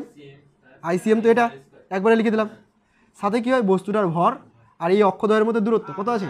এটাই আমি করলাম না একটু আগে, 2mr স্কোয়ার। দেখ, এটাই করে বুঝিয়েছিলাম তোদের, বুঝতে পারলি? দূরে হলো তোকে ডিস্টেন্স বলে দিবে, ধর এখানে নিল, ঠিক আছে? এটাই বলছিস তো? এবার তোকে ডিস্টেন্স বলে দিল, কত ডিস্টেন্স বলে দিল? আর ড্যাশ বলে দিল, তাহলে তুই এখানে বসাবি আর ড্যাশ, আর এটা যোগ করতে পারবি না। হ্যাঁ, ভরও বলে দিবে, যোগ করতে পারলি না, মান থাকলে যোগ করবি না, তো এরকমই থেকে যাবে। কি বোঝা গেছে? আচ্ছা, এবার এরকমও দিতে পারে, মিটাবো না, এখানে দেখাই। এই অক্ষ সাপেক্ষে অক্ষটা কোথা দিয়ে গেছে দেখতে পাচ্ছিস? ভর কেন্দ্র দিয়ে গেছে, কিন্তু তলের সাথে আছে। ক্লিয়ার? মানে আমার এই হাতের তলটা যদি হয়, হাতের তলটা বৃত্তাকার তল মনে কর, প্রথম দিকে অক্ষটাকে হাত ভেদ করে ইমাজিন করেছিলাম, এখন কীভাবে ইমাজিন করছি? হাতের তলে আসে, এইরকমভাবে ইমাজিন করছি। কী করে বের করবো? পারবি না। দেখ ছবিটাকে মিটাই। হ্যাঁ, এইভাবে রোটেট করবে। বৃত্তাকার তল যদি হয়, এটা মনে কর বৃত্তাকার তল, বুঝে নে, চেষ্টা কর। আর এইখান দিয়ে আমি অ্যাক্সিসটাকে ইমাজিন করছি, মানে রোটেট করছে কীভাবে বলতে? এরকমভাবে করতে পারো তো, এরকম রোটেট। ওকে, তো এই রোটেশনের ক্ষেত্রে আমি বোঝাচ্ছি এরকমভাবে। দেখ, অ্যাক্সিসটাকে ইমাজিন করেছি আমি, এটা এই অ্যাক্সিস সাপেক্ষে বের করতে চাই, তাই না? এই অ্যাক্সিসটা তো সেই অ্যাক্সিস, আগে এঁকে নিই তারপরে বোঝাচ্ছি। 3টা অ্যাক্সিস এঁকেছি, X axis, Y axis, Z axis. X অ্যাক্সিসটা এই তল বরাবর আছে, মানে আমার এই যে হাতের তল এই বরাবর আছে। ওয়াই অ্যাক্সিসটা হাতের তলের সাথে এই দিকে আছে, আর জেড অ্যাক্সিসটা এরকম ভরকেন্দ্রগামী লম্ব। বুঝতে পারছিস কি ব্যাপারটা? দেখ এই অ্যাক্সিসটাই শুধু আমার জানা আছে এমআর স্কোয়ার।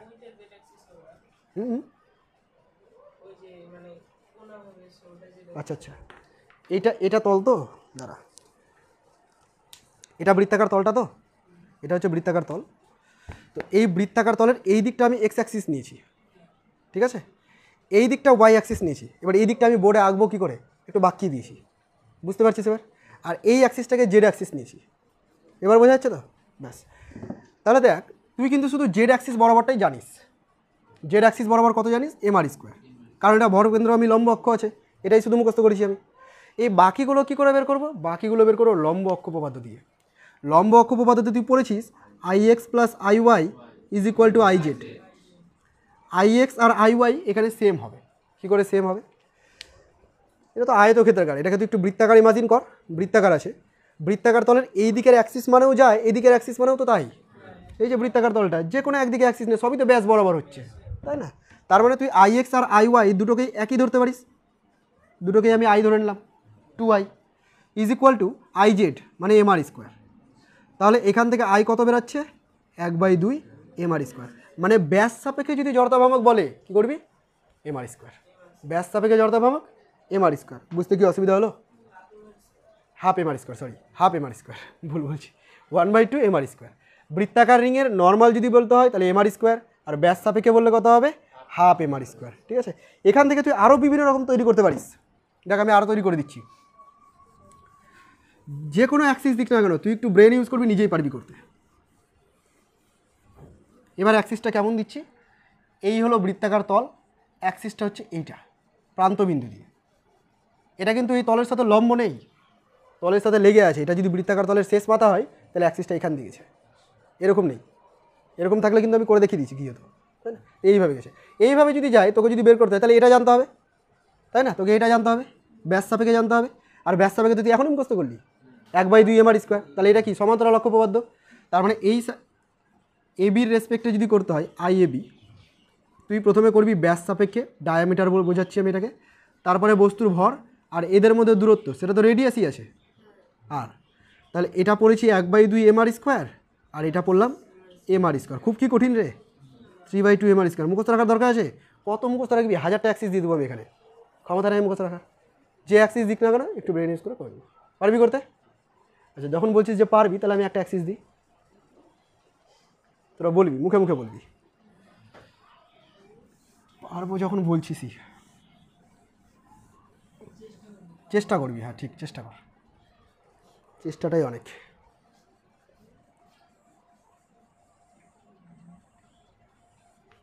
এই একটা বৃত্তাকার তল, সেন্টার, অ্যাক্সিসটা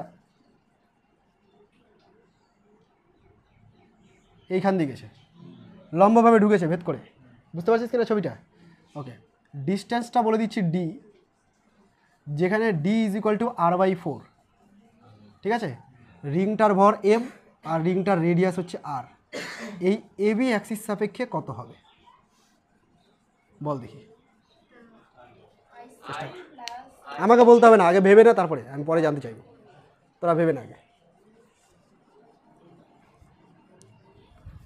ভাব।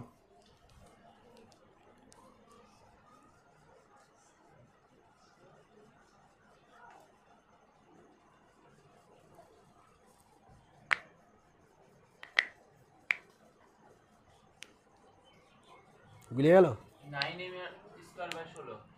9 এমআর স্কোয়ার বাই 16 যাই না, করে দেখছি। ও বলছে 9/16 এমআর স্কোয়ার। আর কেউ কিছু বলবি? ইচ্ছা করছে না বলতে? এই দেখ, তুই খুঁজে বের কর কোন অ্যাক্সিস সম্পর্কে, কোন অ্যাক্সিস সাপেক্ষে তুই জানিস। এমন কোনো অ্যাক্সিস তুই জানিস যার সাপেক্ষে জড়তা ভ্রামক কী হবে? একটাও জানিস না? জানিস তো এটা, এই যে এটা জানিস তো, এটা কি সিএম না? এই বরাবর আইসিএম। আচ্ছা, আইসিএম এর সাথে এটা কি সমান্তরাল আছে?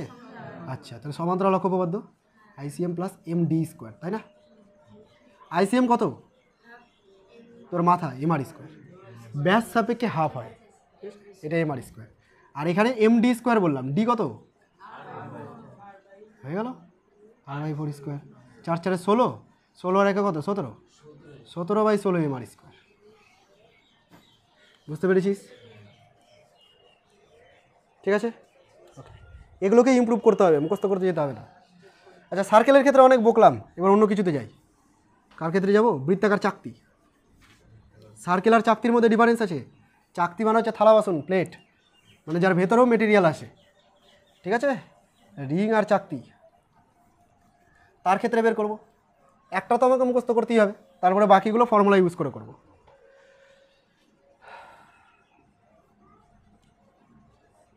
আমি যখন আঁকবো দেখতে রিংয়ের মতোই লাগবে, অ্যাকচুয়ালি চাকতি মানে ভেতরেও মেটেরিয়াল আছে, এটাই বোঝাতে চাইছি। ঠিক আছে, প্লেট নর্মালি। তো এই চাকতিটার ভর কেন্দ্রগামী অক্ষ সাপেক্ষে যদি জড়তা ভ্রামক বের করতে হয়, অর্থাৎ ICM, তাহলে সেটা হবে 1/2 mr স্কোয়ার। এটা মুখস্থ আমার। রিংয়ের ক্ষেত্রে mr স্কোয়ার, আর এটার ক্ষেত্রে 1/2 mr স্কোয়ার। ঠিক আছে, মনে থেকে যাবে ধীরে ধীরে করতে করতে।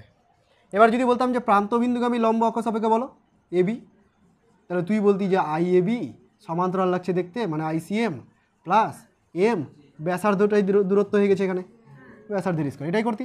দিয়ে এখানে বলতি যে 1/2 mr স্কোয়ার। হয়ে গেল 3/2 mr স্কোয়ার।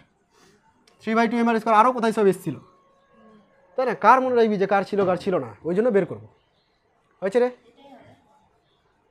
হয়ে গেল। আচ্ছা, এবার যদি তোকে বলতো ব্যাস সাপেক্ষে বৃত্তাকার চাকতির ব্যাস, তাহলে ওই আবার একই রকমভাবে আর একটা ব্যাস ইমাজিন করে নিতি, দুটো ব্যাস, আর একটা এরকম লম্বভাবে ইমাজিন করে নিতি, তাই না? মানে ছবিটা যদি আঁকতাম এরকম হতো, একটা এটা, একটা এটা, একটা এটা। বুঝতে পেরেছিস তো? হ্যাঁ, এটা লম্ব করলাম,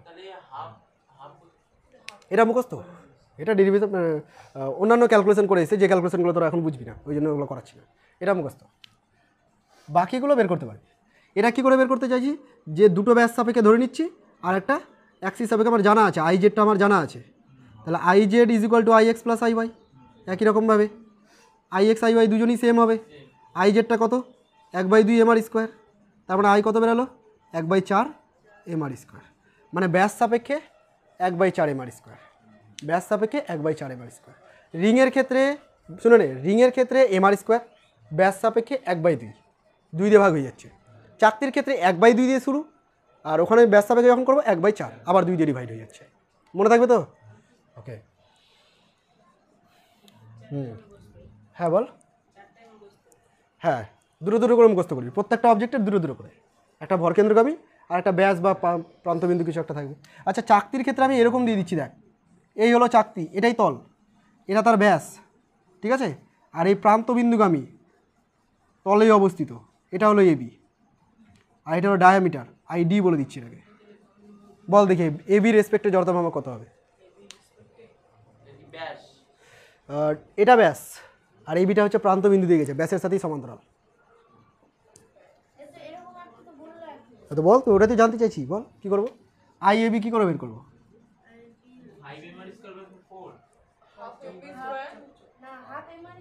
হাফ mr স্কোয়ার। কেন হাফ mr স্কোয়ার কেন? ICM বলছিস? এটা কি ICM আছে? এটা ব্যাস আছে, এই যে দেখ ব্যাস, ব্যাসের কত? 1/4। সুমন, বুঝতে পারছিস? এটা গুলি দিচ্ছিস সব, ওটা রিং ছিল, ভেতরে কিছু ছিল না। আর এটা থালা বাসনের কথা বলছি, চাকতির কথা বলছি। তাহলে এটার সাপেক্ষে কত বললি তোরা? 1/4। এখানে কি হয়? M × ডিস্টেন্সের স্কোয়ার, কত হলো রে? 5/4 mr স্কোয়ার। কঠিন নেই, প্রথম প্রথম একটু ভয় লাগবে, কঠিন নেই, করতে করতে হয়ে যাবে। আচ্ছা, চাকতিও করলাম, এবার কোথায় যাব? আয়তাকার প্লেটে যাই। এবার আয়তাকার প্লেট, আয়তাকার প্লেট বলতে খাতার পেজ, বই, এগুলো আয়তাকার শেপে তো, এদের ক্ষেত্রে না রে তাড়াতাড়ি। দেখ, অনেক আছে, অনেক। আয়তাকার প্লেট,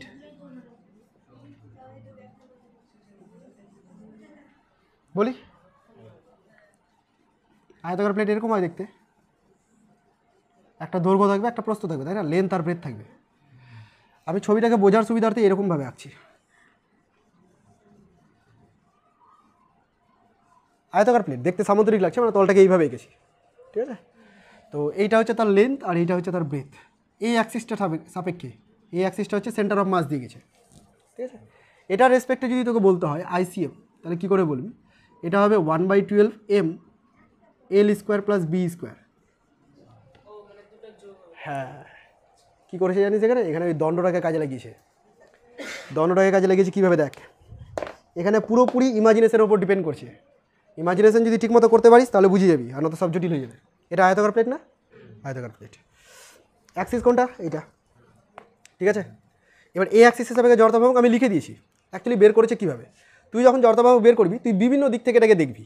তুই যদি এদিক থেকে দেখিস, একদম চোখের কাছে নিয়ে এদিক থেকে যদি দেখিস, তোর দেখে কী মনে হবে? এটা একটা রড আছে, তাই তো দেখতে পাবি যে একটা রড আছে, আর রডের বরকেন্দ্র দিয়ে অ্যাক্সিসটা গেছে, এরকম লাগছে না দেখতে?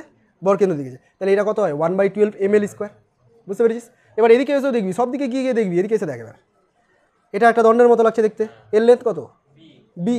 এটা ভরকেন্দ্র দিয়ে গেছে এক্স, তাহলে কত? 1/12 mb স্কোয়ার। একটা এটা এই বরাবর দেখলি, একটা এই বরাবর দেখলি, একটা এক্স অ্যাক্সিস বরাবর, একটা ওয়াই অ্যাক্সিস বরাবর, তাহলে জেড অ্যাক্সিস বরাবর যোগ করে দিতে হয়। ওই দেখ যোগ করে দিয়েছে। মনে রাখা ঠিক, বুঝতে পারলি তো? এইভাবেই মনে রাখবো। তাহলে এই অ্যাক্সিস সাপেক্ষে পেয়ে গেলি, হয়েছে? আচ্ছা, কখনো যদি তোকে এই অ্যাক্সিস সাপেক্ষে বলে,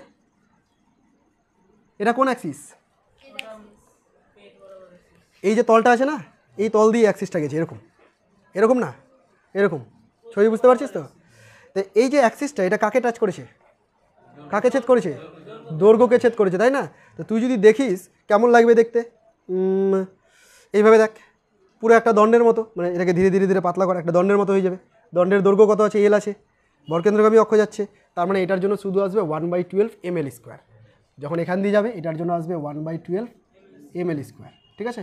এবার অ্যাক্সিসটা যদি এরকম নয়, এরকম হতো, এই বরাবর যদি যেত, মানে অ্যাক্সিসটা যদি এইভাবে যেত, তাহলে তুই এইভাবে দেখতি, এদিক থেকে দেখতে গেলে কী লাগছে?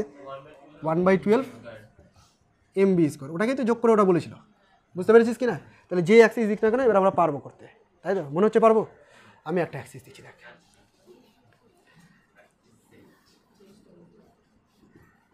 করে দেখা। যদি করে যাস তাহলে বুঝিয়ে যে হ্যাঁ অনেকটাই বুঝিয়েছিস তোরা, যদি এটা পেরে যাস। অ্যাক্সিসটা ইমাজিন করতে পারলি কি না? আমি এখানেও দেখিয়ে দিচ্ছি, দেখ, 3 ডাইমেনশনালি, বুঝে নে। এটা হলো তার সেন্টার অফ মাস দিয়ে যেটা গেছে লম্ব, আমি অ্যাক্সিসটাকে এখানে বসিয়েছি, এরকম অ্যাক্সিস। তাহলে এরা দুজন কিন্তু সমান্তরাল, এটা আর এটা সমান্তরাল, এইটুকু হিন্টস দিয়ে দিলাম। কর দেখি, করবি করবি, করে আমাকে বল আনসার কত হবে সেটা বল। আমি কি জানি, তোকে করতে হবে সব। না, নিশ্চয়ই বের করা যাবে, ওই জন্যই আমি বলিনি। কিছু তো একটা বের করা যাবে। লেন্থ ব্রেথ বলে দিয়েছি মানে অনেক কিছু বলে দিয়েছি।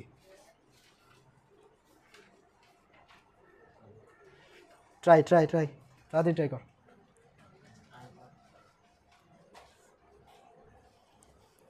পুরোটাই application type.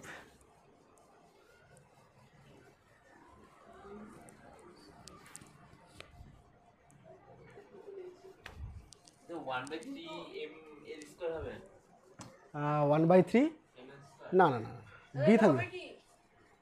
half m l square plus b square plus m dot মানে m into root over l square plus b square by 2. হ্যাঁ, কাছাকাছি মনে হয়, ঠিক। হ্যাঁ, ঠিক ঠিক ঠিক ঠিক ঠিক ধরেছে। দেখ, আমি অ্যাক্সিসটা একটু বুঝিয়ে দিই, তোদের অ্যাক্সিস নিয়ে সমস্যা হচ্ছিল, করলি? হ্যাঁ, এটাই, কিন্তু পরে আবার স্কোয়ার করতে হবে, দূরত্বের স্কোয়ার। আচ্ছা, অ্যাক্সিসটাকে নিয়ে একটু বলে দিই। দেখ, এখানে যে ছবিটা এঁকেছি সেটা এইরকমভাবে এঁকেছি, আর এখানে যে ছবিটা এঁকেছি সেটা এইভাবে দেখিয়েছি। যখন এর আঁকবো বুঝে নিবি এরপর থেকে, ঠিক আছে? তো এইখানে আমি অ্যাক্সিসটা দেখাচ্ছি হচ্ছে এইভাবে বা এইভাবে, ঠিক আছে? এটাই যদি আমি এখানে দেখাই তাহলে অ্যাক্সিসটা এরকম হয়ে গেল। ইমাজিন করতে পারছিস? এগুলো বারবার আমি উল্টে পাল্টে দেখাবো না, এগুলো তোদেরকে ভাবতে হবে। আচ্ছা, তাহলে দেখ, আমি তো এটা জানি, আর এটার সাথে এটা সমান্তরাল দেখতেই পাচ্ছি, তাই তো? তো সমান্তরালের যদি বের করতে হয় আইএবি, তাহলে কী করতে হবে? আইসিএম করতে হবে, সাথে পুরোটার ভর ইনটু এই যে ডিস্টেন্স, এই ডিস্টেন্সটা কর্ণের অর্ধেক না? কর্ণ বের করতে পারবি না? রুট ওভার দৈর্ঘ্য স্কোয়ার প্লাস প্রস্থ স্কোয়ার, তার অর্ধেক, আর তার আবার স্কোয়ার হয় এখানে দূরত্বের স্কোয়ার, এম আর স্কোয়ার।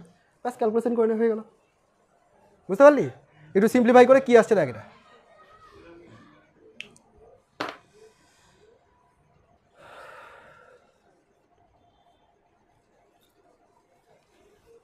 হবে হবে, চিন্তা করিস না, ধীরে ধীরে হয়ে যাবে সব।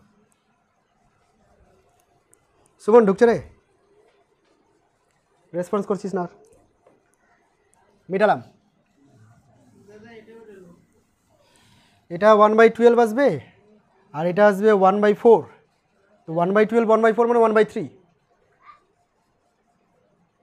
মা এরকম কেন হলো? তুই তো একটা এম কমন নিয়েছিস রে পাগল, আবার এখানে এম কি করছে? এখানে এম আছে, এখানে এম আছে, যাই থাক এম তো আছে দু জায়গাতে।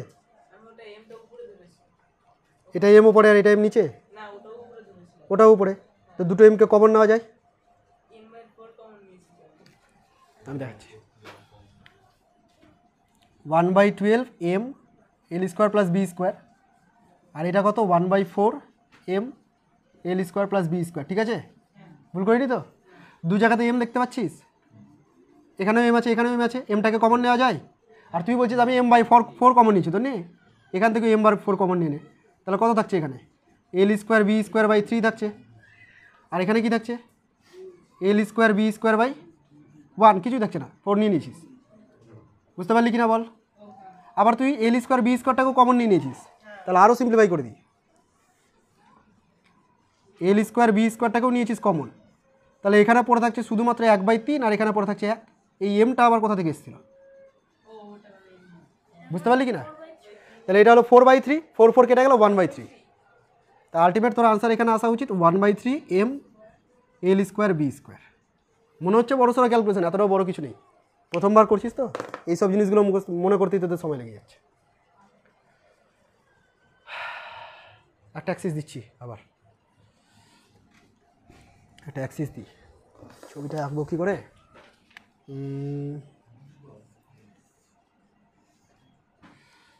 এটা হলো লেন্থ এল আর এটা হলো ব্রেথ বি, ঠিক আছে? অ্যাক্সিসটা গেছে এইখান দিয়ে, মানে এটাকে টাচ করেছে, ঠিক আছে? এই ধার দিয়ে টাচ করেছে। কীভাবে বোঝাবো তোদেরকে আমি? এইভাবে বোঝাই, বুঝেছিস? হ্যাঁ, এটা লেন্থ, তো অ্যাক্সিসটা এইখান দিয়ে গেছে, বুঝতে পেরেছিস? এল আর বি বলে দিয়েছি, এটা তোরা জানিস, বের কর এই অ্যাক্সিসটার রেসপেক্টে বের কর।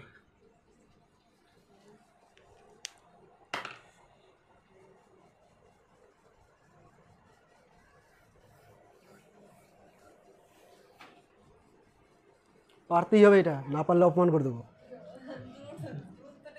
দূরত্বটাই তো খুঁজতে হবে, ওটাই তো দরকার। সবাই পারবি খুঁজতে, একটু খোঁজ। পেয়ে গেছিস না? বলিস না, বলিস না, সবাই খুঁজুক।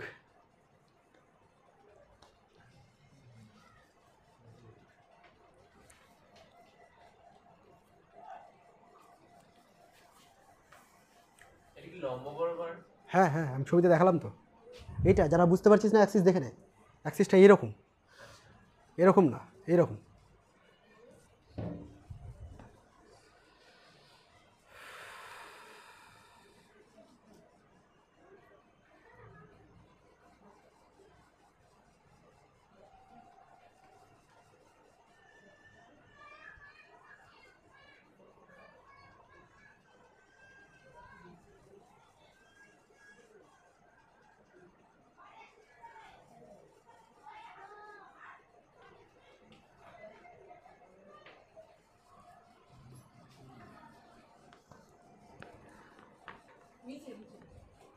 লাস্টেরটা, ঠিক আছে। আর কেউ করলি? শুধু আমাকে এক লাইন দেখালেই বুঝিয়ে যাবো, ক্যালকুলেশন পরে করবি। হ্যাঁ, ঠিক আছে। আর কেউ? প্রথম লাইনটা দেখা শুধু কর, এখন বের কর, ঠিক আছে?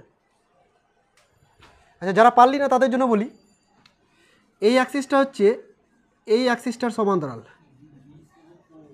এই অ্যাক্সিসটা সেন্টার অফ মাস দিয়ে গেছে পারপেন্ডিকুলারলি, বুঝতে পারলি? আর এদের মধ্যে যে দূরত্বটা, এটা হচ্ছে এই দূরত্বটা, এই দূরত্বটা কত বলতে পারবি না এবার? এই যে দেখ, পুরোটা বি ছিল, এটা অর্ধেক b/2, তাই তো? অর্থাৎ আইএবি যদি বের করতে হয় তাহলে আমাকে লিখতে হবে আইসিএম প্লাস এম b/2 তার স্কোয়ার। আর আইসিএম তো জানাই আছে, জন্ম থেকে শিখে এসছিস, মানে জন্ম আজকেই নিলি, 1/4 mb স্কোয়ার, ব্যাস হয়ে গেল। বুঝতে পারলি? এবার অপশানে যেমন থাকবে সেই অনুযায়ী মেলানোর চেষ্টা করবো, যদি এটা থাকে তো ভালো, এটাই হলো। পারবি তাহলে? এবার দূরত্ব খোঁজার চেষ্টা করতে হবে, তাই তো? এবার যাই অন্য কোনো শেপে। কী করলাম? আয়তাকার প্লেট করলাম, দণ্ড করলাম, রিং চাকতি করে নিয়েছি তাই তো, স্ফেয়ারে তো যায়নি, মানে গোলকে তো যায়নি, তাহলে গোলক করি এবার। গোলকও আবার দুই রকমের হয়, হ্যাঁ গোলকটাও আবার দুই ধরনের, একটা নিরেট গোলক একটা ফাঁপা গোলক, মানে একটা প্লাস্টিকের ফুটবল আর একটা হচ্ছে লোহার বল, ফাঁপা আর নিরেট। তো আরে প্লাস্টিকের বল, ভেতরটা ফাঁপা, ফুটবল বলছি। তো গোলকের ক্ষেত্রে করতে চাইছি ফাঁপা গোলক, ফাঁপা গোলক মানে ভেতরে কিছু নেই তাই তো। এই গোলকটার রেসপেক্টে যদি বের করতে চাস একটু ইমাজিন করে, এখানে গোলক ফলক কিছু নেই দেখতে পাচ্ছি না, হ্যাঁ আমার মাথাটাকে গোলক ইমাজিন আছে না, হ্যাঁ অনেকটা গোলক শেপে আছে তবে গোলক না। কই রে, আচ্ছা ঠিক আছে এটাকেই বোঝাই, অনেকটাই পরিষ্কার আছে, বোঝার চেষ্টা কর, ভালো বোঝা যাচ্ছে না, এতটা কালি হয়ে গেছে, একে পরিষ্কার করলে হবে না। আচ্ছা এইটুকু পোর্শন হচ্ছে গোলক, হ্যাঁ বাকিটাকে ইমাজিন কর গোলক, এগুলো নেই কিছু। এবার এর মধ্যে দিয়ে তুই যদি কোনো অ্যাক্সিসকে ইমাজিন করিস, যে অ্যাক্সিসটা এর সেন্টার দিয়ে যাবে, তো অ্যাক্সিসটাকে তুই এইভাবে ইমাজিন করতে পারিস, এইভাবে ইমাজিন করতে পারিস, এই দিক দিয়ে ওদিক দিয়ে, সব দিক দিয়ে ইমাজিন করা যাবে না, মানে সব কটা অ্যাক্সিস কিন্তু সিমেট্রিক্যাল। তুই যেটা অ্যাক্সিস ইমাজিন কর না কেন, যেটা সেন্টার দিয়ে যাবে সেটাই হচ্ছে ওর ব্যাস, বুঝতে পেরেছিস ব্যাপারটা। তাহলে ব্যাস সাপেক্ষে তোকে জড়তা ভ্রামক বের করতে হবে, ব্যাস সাপেক্ষে জড়তা ভ্রামকটাকে মুখস্থ করে নেব, আমি বোঝানোর জন্য এটাকে ব্যাস বলে দিলাম। ব্যাস সাপেক্ষে জড়তা ভ্রামকটাকে মুখস্থ করে নেব 2/3 mr², যেখানে r ইজ দ্য রেডিয়াস। কী হবে এটা, 2/3 mr², ব্যাসার্ধ। এটাকে যদি আমি নিরেট গোলক নিতাম, মানে নিরেট গোলক মানে ভেতরটা ভরাট, যেমন লোহার বল হয়, লোহার বল ছুঁড়েছিস তো, তো আঁকতে তো আর পারবো না ভেতরে কী আছে না আছে, বুঝে না এটা লোহার গোলক নিরেট এটা। তো এর ব্যাস সাপেক্ষে যদি বের করতে হয় তাহলে এটা হবে 2/5 mr²।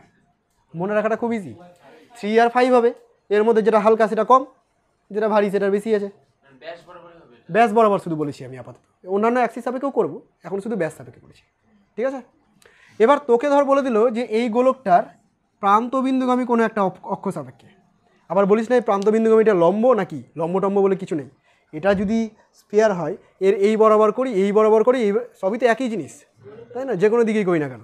তো প্রান্তবিন্দুগামী যদি অক্ষ সাপেক্ষে বের করতে হয় তাহলে কী করে বের করবো, ব্যাস সাপেক্ষে আগে বের করে নেব, এই ব্যাসটাই ভরকেন্দ্র দিয়ে যাচ্ছে, এটা কত 2/3 mr², আর এটা হচ্ছে IAB, তাহলে IAB is equal two 2/3 mr² plus mr², যোগ করলে কত হবে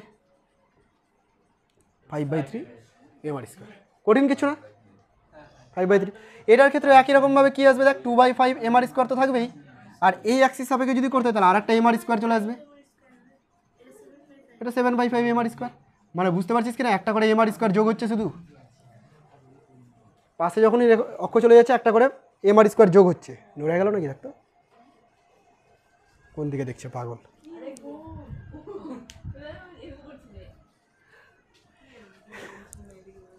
বুঝতে পারলি, গোলকটা বুঝতে পেরে গেছিস, এবার চোঙের করবো, চোঙেরটা বোঝার জিনিস আছে দেখ।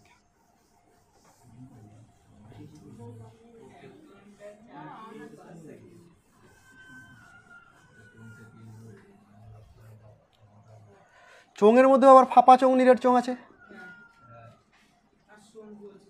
শঙ্কু আছে, ফাঁপা চোঙ নিরেট চোঙ, হ্যাঁ আর নিরেট চোঙ এটা, এটা চোঙ না, বানিয়ে দিতে হবে চোঙ, ঠিক আছে, এই যে নিরেট চোঙ লোহার রড, ঠিক আছে। ফাঁপা চোঙের ক্ষেত্রে চোঙ তো দেখতে এরকম হয় না রে, যখন এই 3 ডাইমেনশনাল অবজেক্ট আসবে তুই ওকে না ঘুরিয়ে পেঁচিয়ে দেখবি, সব দিকে ঘুরিয়ে ঘুরিয়ে কেমন শেপ হচ্ছে, তাহলে ভালো বুঝতে পারবি। যেমন আমি যদি তোকে অ্যাক্সিসটা দিই, এটা মানে চোঙের অক্ষ, এটাকে কী নাম দেবো, চোঙের অক্ষ। চোঙের অক্ষ বরাবর যদি দেখিস তাহলে এটাকে না আমার মনে হচ্ছে রিংয়ের মতো লাগবে দেখতে, হ্যাঁ একটা চোঙ টোং নিয়ে নিই, এই চোঙে বুঝতে পারবি কি, চোঙ নেই আমার কাছে, আচ্ছা একবার দে, চোঙ নেই, এই দেখ চোঙ, এইটা হচ্ছে চোঙ শেপ, ঠিক আছে, চোঙ শেপ আছে। অ্যাক্সিসটা কোথা দিয়ে গেছে, এইখান দিয়ে গেছে, এইভাবে। তুই যদি এদিক থেকে দেখিস বাইরের পেছনের অংশটা তো দেখতে পাবি না, এইটুকু দেখতে রিংয়ের মতো লাগবে না, ভেতরটা ফাঁপা আছে রিংয়ের মতো, রিংয়ের কেন্দ্র দিয়ে চলে গেছে, রিংয়ের কেন্দ্র দিয়ে ফর্মুলা কী ছিল, mr², দেখে বলে দিবি mr², তাহলে এটাও mr²ই হবে, বুঝতে পারলি, যা শিখেছিস সেটাতেই হয়ে যাবে, আর নতুন করে মুখস্থ করার দরকার নাই। এটাও কি হবে এম আর স্কোয়ার হবে, বুঝতে পারলি? আচ্ছা আরেকটা চোঙ আঁকছি যেটা নিরেট চোঙ। হ্যাঁ একদম। তা আমি যদি এদিক থেকে দেখি তাহলে এটা দেখতে কেমন লাগবে রে? চাকতি লাগবে দেখতে, পুরোটা চাকতি আছে। তাহলে এটার জন্য হচ্ছে 1/2 এম আর স্কোয়ার। ঠিক আছে, এটা তো খুব সহজে বলে দিলি। এবার আমি অ্যাক্সিস দিচ্ছি, দেখ অ্যাক্সিস দেবো এটা, ক্ষমতাই নেই তোর বলার, বই না দেখলে।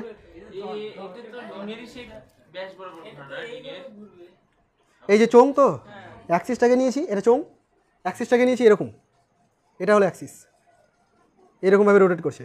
কী হিসেবে ধরবি তুই এটাকে? দেখ এক তো দণ্ড হিসেবে ভাবা যেতে পারে এদিক থেকে যদি দেখিস, তাই না? আর যদি এদিক থেকে দেখিস, মানে অ্যাক্সিসটা এর মতো দিয়ে গেছে, যদি এদিক থেকে দেখিস তাহলে কিন্তু আবার চোঙের মতোও লাগছে, মানে সরি রিংয়ের মতোও লাগছে। এদিক থেকে যদি দেখিস এটা রিং, তাই না? এদিক থেকে যদি দেখিস দণ্ড, তার মানে দুটো জিনিস লাগছে এখান থেকে, তো দুটোকেই ঢুকিয়ে দিবি এর মধ্যে।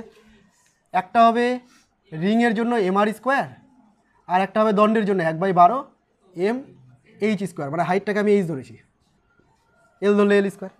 বল বুঝলি কি না? পারবি তো করতে? সিমিলারলি এখানেও তাই হয়ে যাবে। এই অ্যাক্সিস সাপেক্ষে যদি করি, একটা হবে এম আর স্কোয়ার বাই 2 মানে হাফ এম আর স্কোয়ার, আর একটা হবে m/12 এম এইচ স্কোয়ার।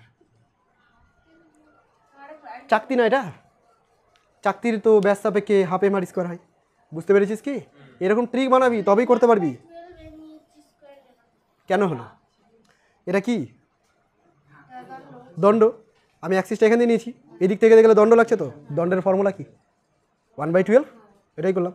যদি এদিক থেকে দেখিস চাকতি, এটা কি চাকতি, চাকতির ব্যাস বরাবর হচ্ছে না, এটা ব্যাস দিয়ে গেছে, এরকমভাবে ব্যাস দিয়ে চলে গেছে, ব্যাস দিয়ে গেছে, আর ব্যাসেরটা কত? 1/2 এম আর স্কোয়ার। সব দিক থেকে ঘুরিয়ে বেঁচে করে নেবো, যা যা আসবে তাই যোগ করে দেবো।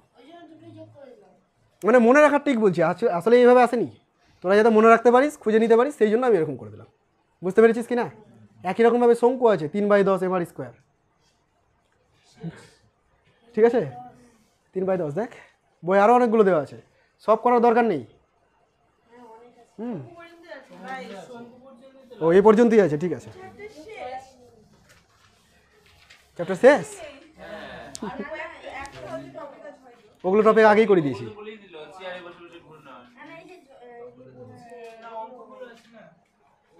মোটামুটি থিওরি ক্লাস কমপ্লিট।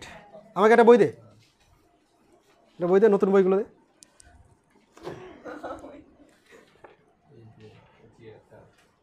এগুলো সব করালাম। আচ্ছা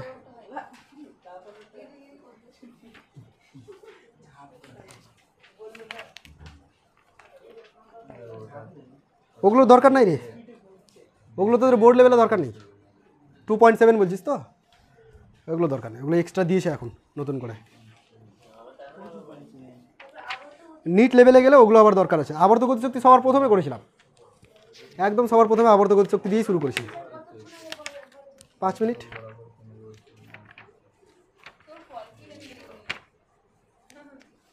চ্যাপ্টারটাতে ছিল অনেক কিছু, অনেক কঠিন হতো চ্যাপ্টারটা, 2 দিনে শেষ হতো যদি থিওরি পার্টটা থাকতো।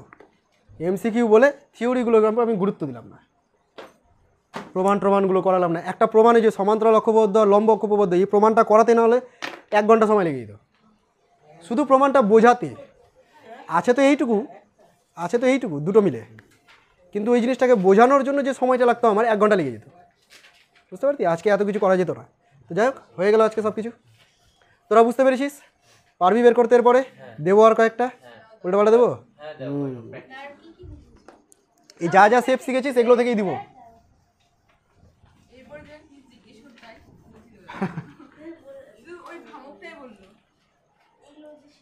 আরে এদিকে দেখ, ভিডিও আছে তো, ভয় পাচ্ছিস কেন?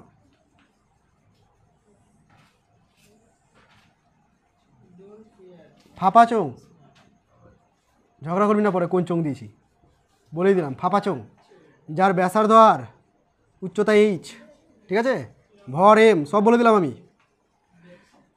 এই অ্যাক্সিস সাপেক্ষে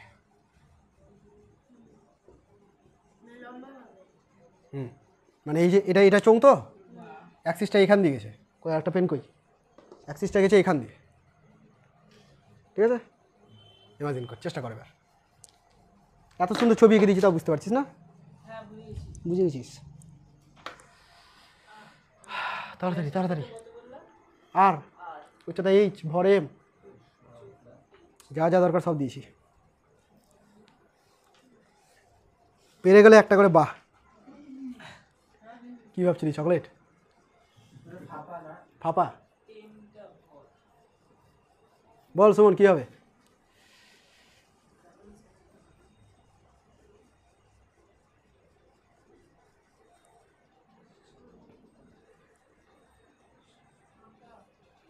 ফাপা।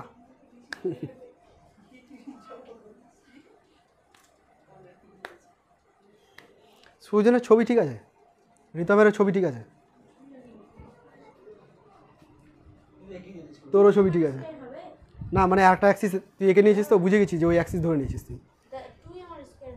যাই না আমি কী হবে, আমাকেও করে দেখতে হবে। করে দেখছি, করবো না ট্রাই করবি? আচ্ছা কর কর, সময় দিই একটু। তাহলে ভিডিওটা পজ করি, ভিডিওটা পজ করি। এইজটা কী কাজ লাগছে?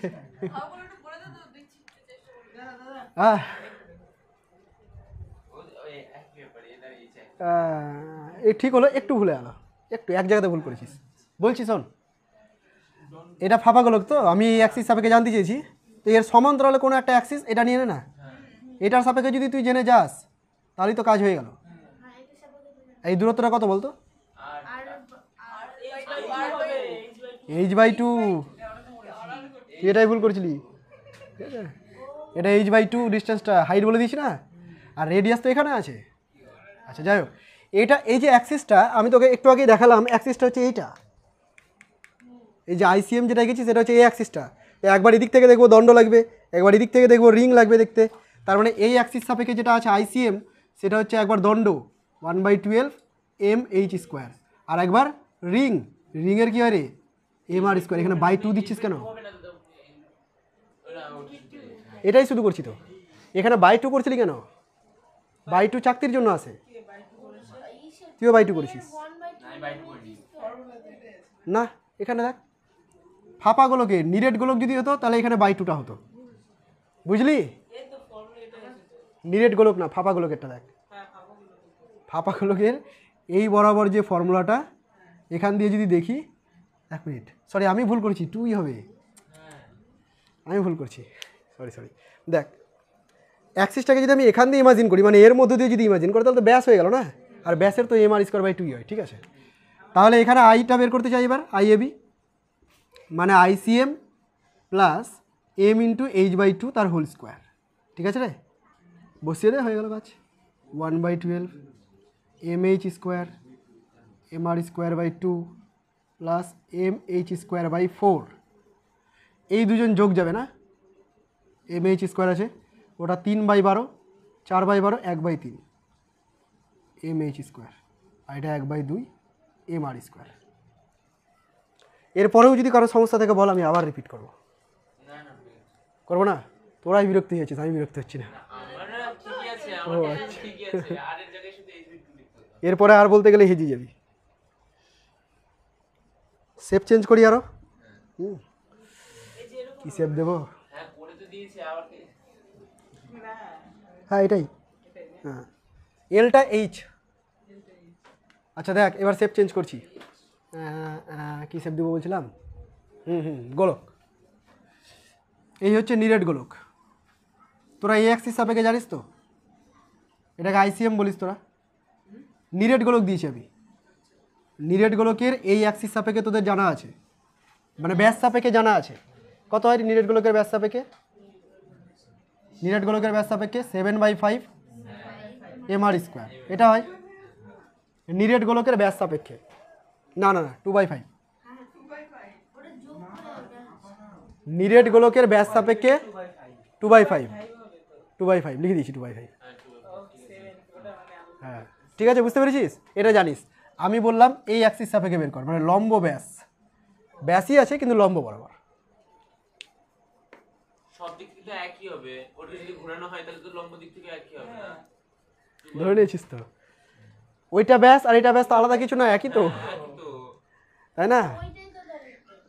ওটাই উত্তর। এই দেখ এটা স্পেয়ার তো, ব্যাসটা যদি এটা হয় বা ব্যাসটা যদি এটা হয়, যাই হোক না কেন একটাই তো শেপ, সিমেট্রিক্যাল। তো এই ব্যাস সাপেক্ষে যা হবে এই ব্যাস সাপেক্ষে তাই হবে, মানে ওটাই হবে 2/5 mr²। কিছু তো করার দরকারই নেই। বোঝা গেছে? আর কিছু দিব? ইন্টারেস্ট পাচ্ছিস না? কি দেওয়া যায়? এমন কিছু না যাতে ইংলিশ সব শেষ হয়ে যায়। একদম না। হ্যাঁ, পেয়েছি।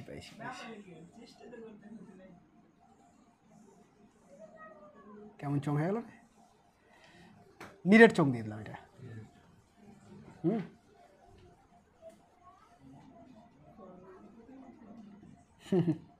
কর।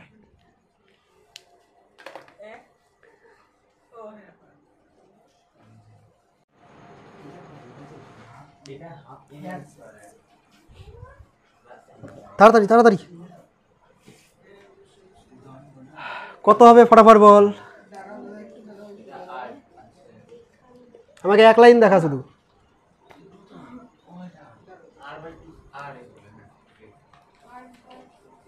যাচ্ছিস ঠিকঠাক কর। কি যে করবি তোদের রে। হ্যাঁ, একটু ভুল হলো। দেখি ঘোরা হয়ে গেছে। আর কেউ? অঙ্কিতা ঠিকই গেছিস। আমি তো প্রথমে বললাম দাদা 3mr স্কয়ার বাই 2। আমি শুনিনি তো, হতে পারে 3mr স্কয়ার, হতেই পারে। কেন ভুল নাকি 3mr স্কয়ার? না ভুল না, ঠিকই তো। বলে দিই এবার। এই দেখ, এই বরাবর বের করতে গেলে এই বরাবর আমাকে জানতে হবে। আইসিএম জানিস না কি? Half mr square. এইখান দিয়ে যদি যাই তাহলে তো এটা চাকতির মতো লাগছে দেখতে। ছোটো করতে থাক না, চ্যাপ্টা করলেই তো চাকতি হয়ে গেল। শুধু চাকতিটাকে লম্বা করে টেনে বড় করে দিয়েছে, তাহলে এমআর স্কোয়ার। বা এই দিক থেকে যদি দেখিস তবুও চাকতি লাগছে দেখতে, এমআর স্কোয়ার। তাহলে এটা যদি বের করতে হয় আইএবি, তার মানে আইসিএম মানে হচ্ছে হাফ এমআর স্কোয়ার প্লাস একটা এম হয়। আর অ্যাক্সিসের মধ্যে ডিস্টেন্স কত রে? রেডিয়াস। এটাই বলছিলাম অঙ্কিতাকে যে হয়ে গেছিলো তবুও থেমে গেছিস। 3/2 এমআর স্কোয়ার। বোঝা গেছে? পারবি করতে এরপরে? যেমনই সেফ দিক, পার না পার ছাড়বি না চেষ্টা করতে। চেষ্টা তো করবোই। হ্যাঁ, অনেক শিখে গেছিস। চল আজকের মতো এইটুকুই। আরেকটা দেবো? ইন্টারেস্ট পেয়ে গেছে। আরেকটা দিই।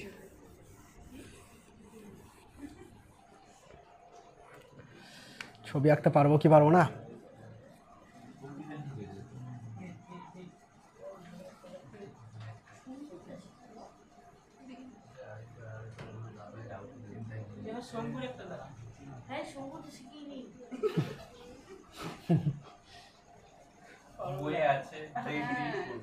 আচ্ছা, শঙ্কু দিচ্ছি বললো যখন, শঙ্কুর আমি হিন্টস দিয়ে দিচ্ছি কী হবে। এই অ্যাক্সিস সাপেক্ষ কর। তোরা একটু বইটা দেখ, শঙ্কুর অনেক কিছু দেওয়া আছে, হেল্প নে, দিয়ে বের কর। শঙ্কুর ভর এম, শঙ্কুর ব্যাসার্ধ আর, উচ্চতা এইচ, এ বি রেসপেক্টে কর।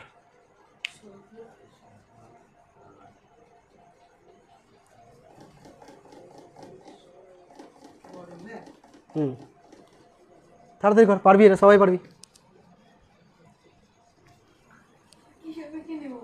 এবি রেসপেক্টে করার জন্য তোর অন্য কোনো অ্যাক্সিস দরকার আছে? কোনটা পাচ্ছিস বইয়ে তুই দেখ। করার মতো এমন কোনো অ্যাক্সিস পাচ্ছিস?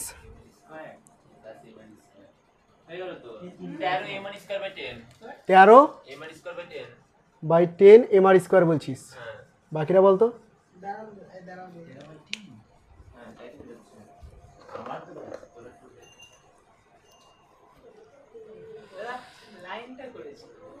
ছবি ঠিক এঁকেছিস।